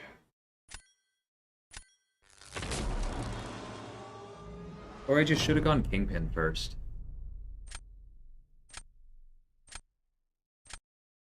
Yeah, we'll see how that works. But he does have Havoc. And Omega Red. I probably just lose this one. He has way too many...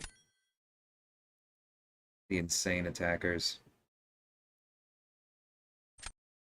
If I do this, he's just going to hold on to Havoc.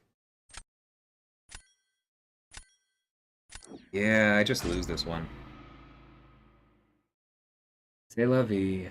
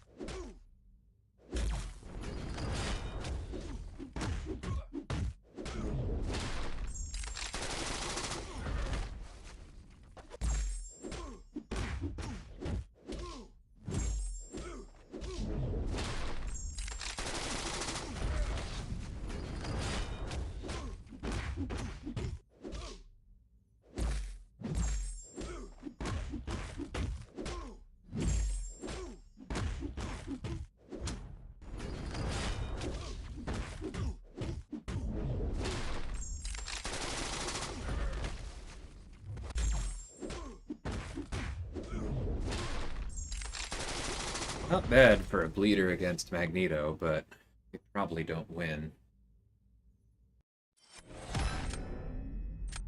Hey, cool.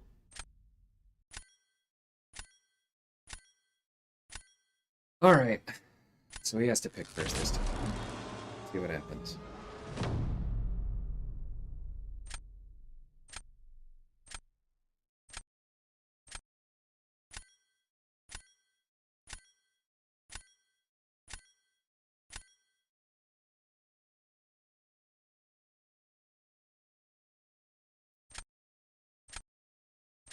I mean, he's just gonna destroy Reed, but we have to. Jabari would go down even faster. It happens. All his 3 or 4 best nukes. Hey, Devil Dog, how's it going?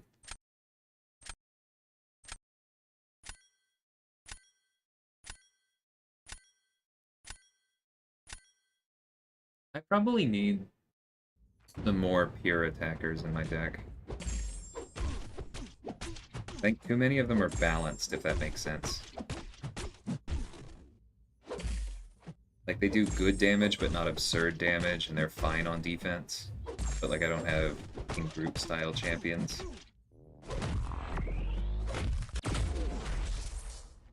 I don't know.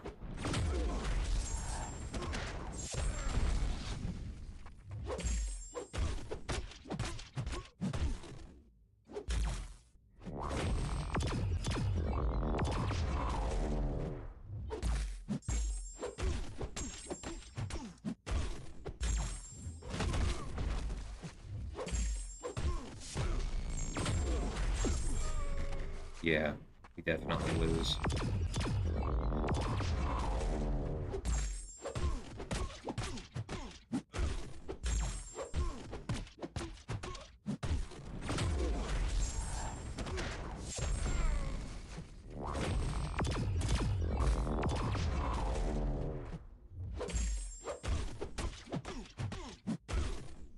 He would have had to have gotten wrecked.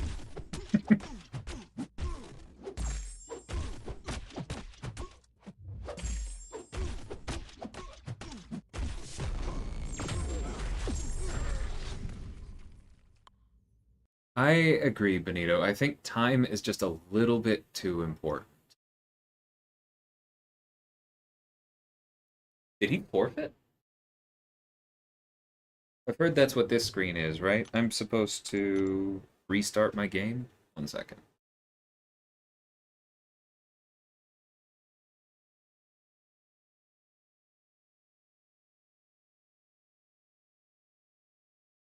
Campo, I believe Madrox is asking about the re-release of the 10K offer, which I'm assuming you have the same information as me. Nothing.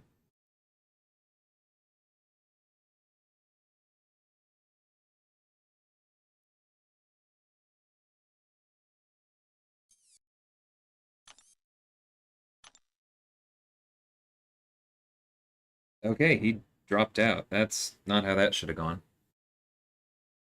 Work, do you want to give this a shot from 724 to 1730?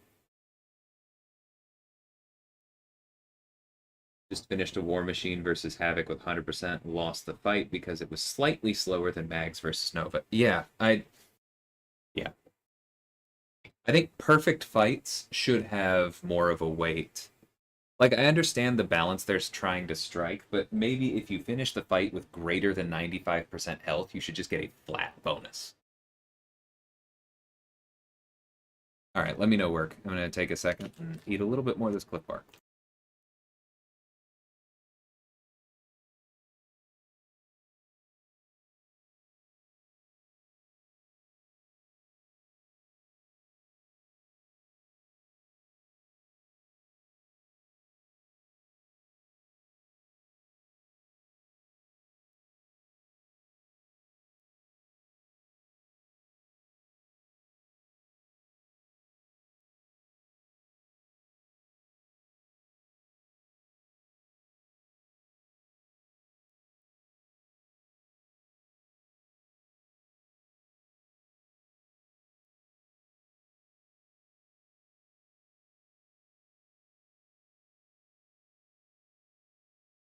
Okay, so I'll count backwards from 7. Wait, I don't even know what the... Oh, that'll work.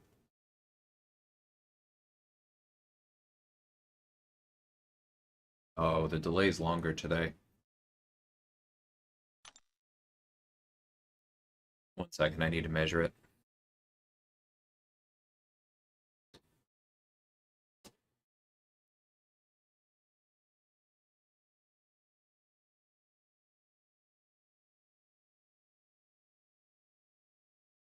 Wow. It looks like it's like 15 seconds. Oh, never mind. I wasn't actually live on my own playback. It's about 6 seconds. Okay, so I'll count backwards from 6. Start at 10, have them go at 7? Sure. Okay. Um, no, that doesn't make sense. If it's okay. I'm just going to count up from 1, and I'm going to hit go at 10. So you should start at about 4. So 1, 2, 3, 4, 5, 6, 7, 8, 9, 10.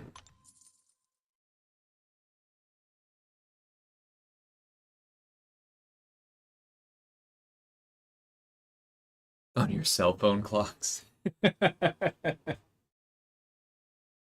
probably the way to do it, isn't it, Campo?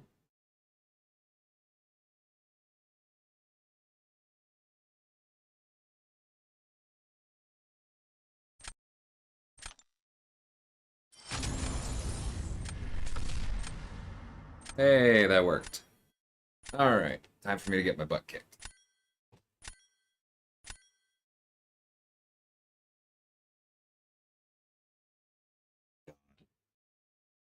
This is just gross work. That's what this is.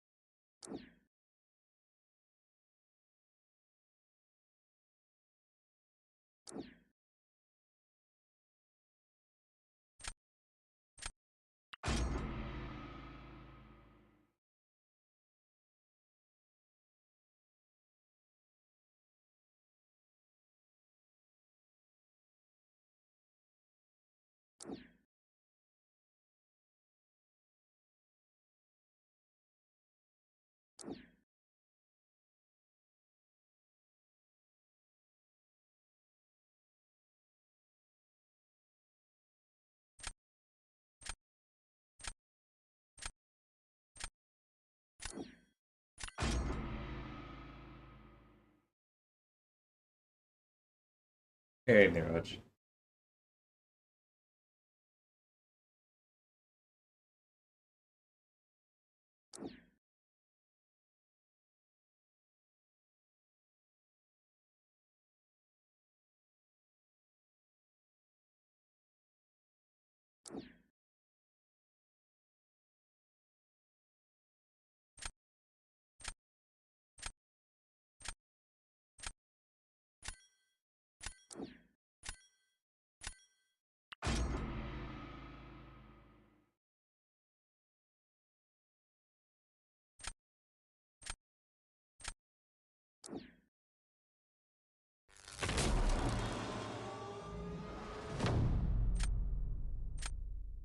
This is only my second match today, Putrid, so I'm not entirely sure.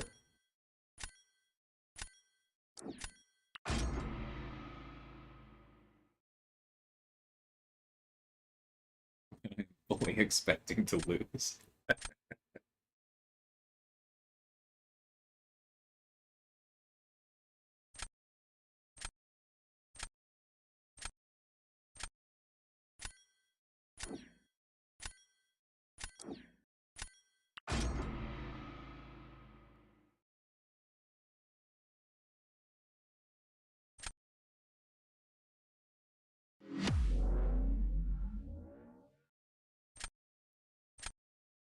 No worries, man. Welcome back. We'll see how it goes, Campo. See that one going either way.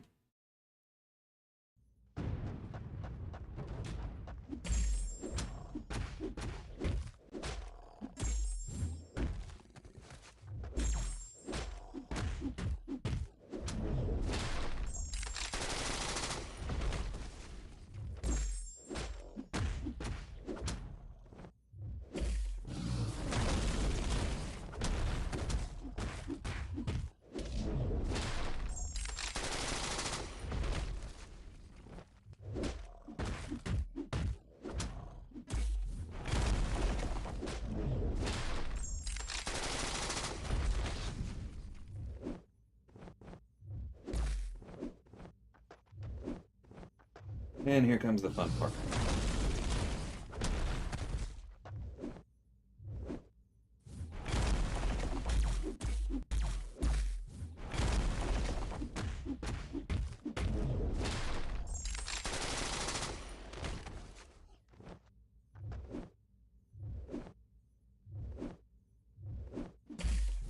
Oh, come on, don't do this.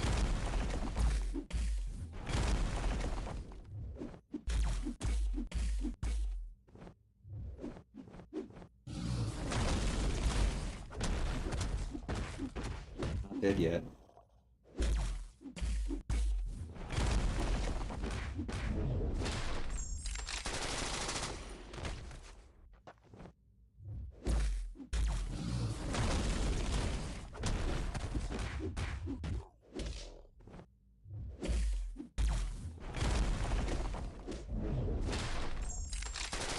God.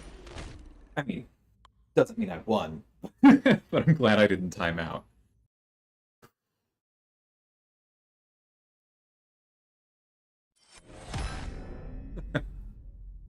Okay, I feel good about that one.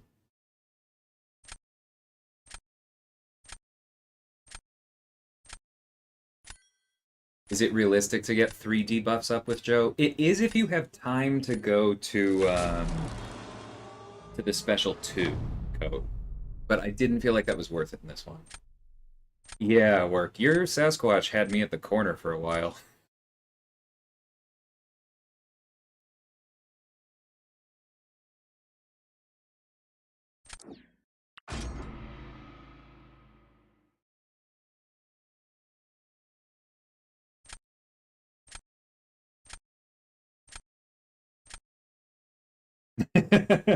I like it.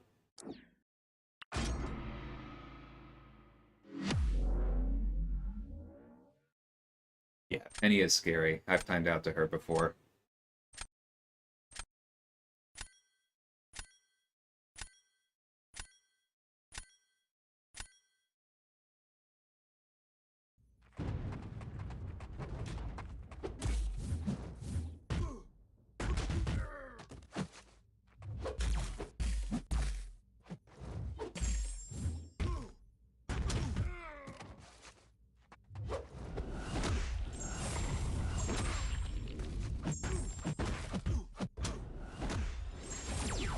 Oh, come on.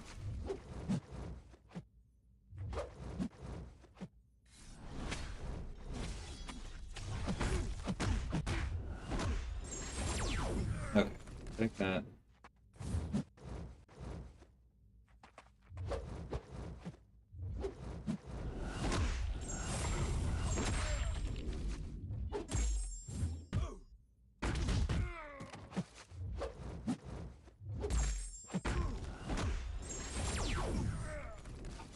What is this incinerate luck?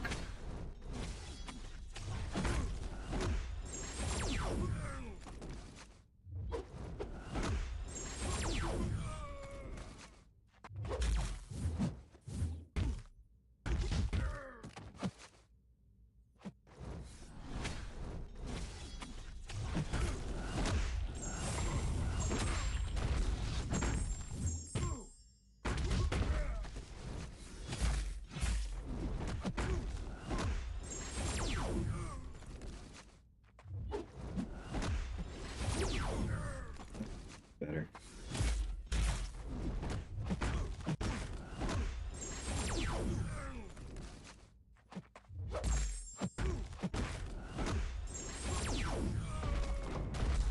Wasn't pretty.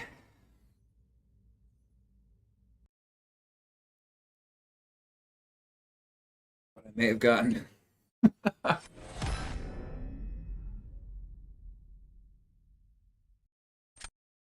Good run, work. Make me work for that.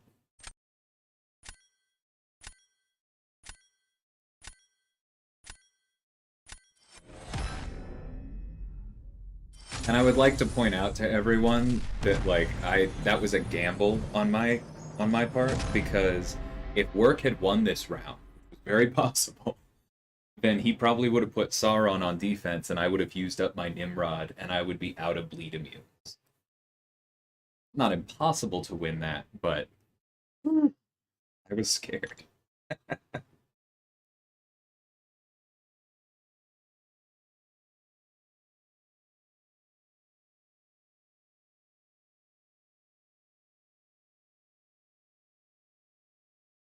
100% to you would have put Sauron on defense. Yeah. That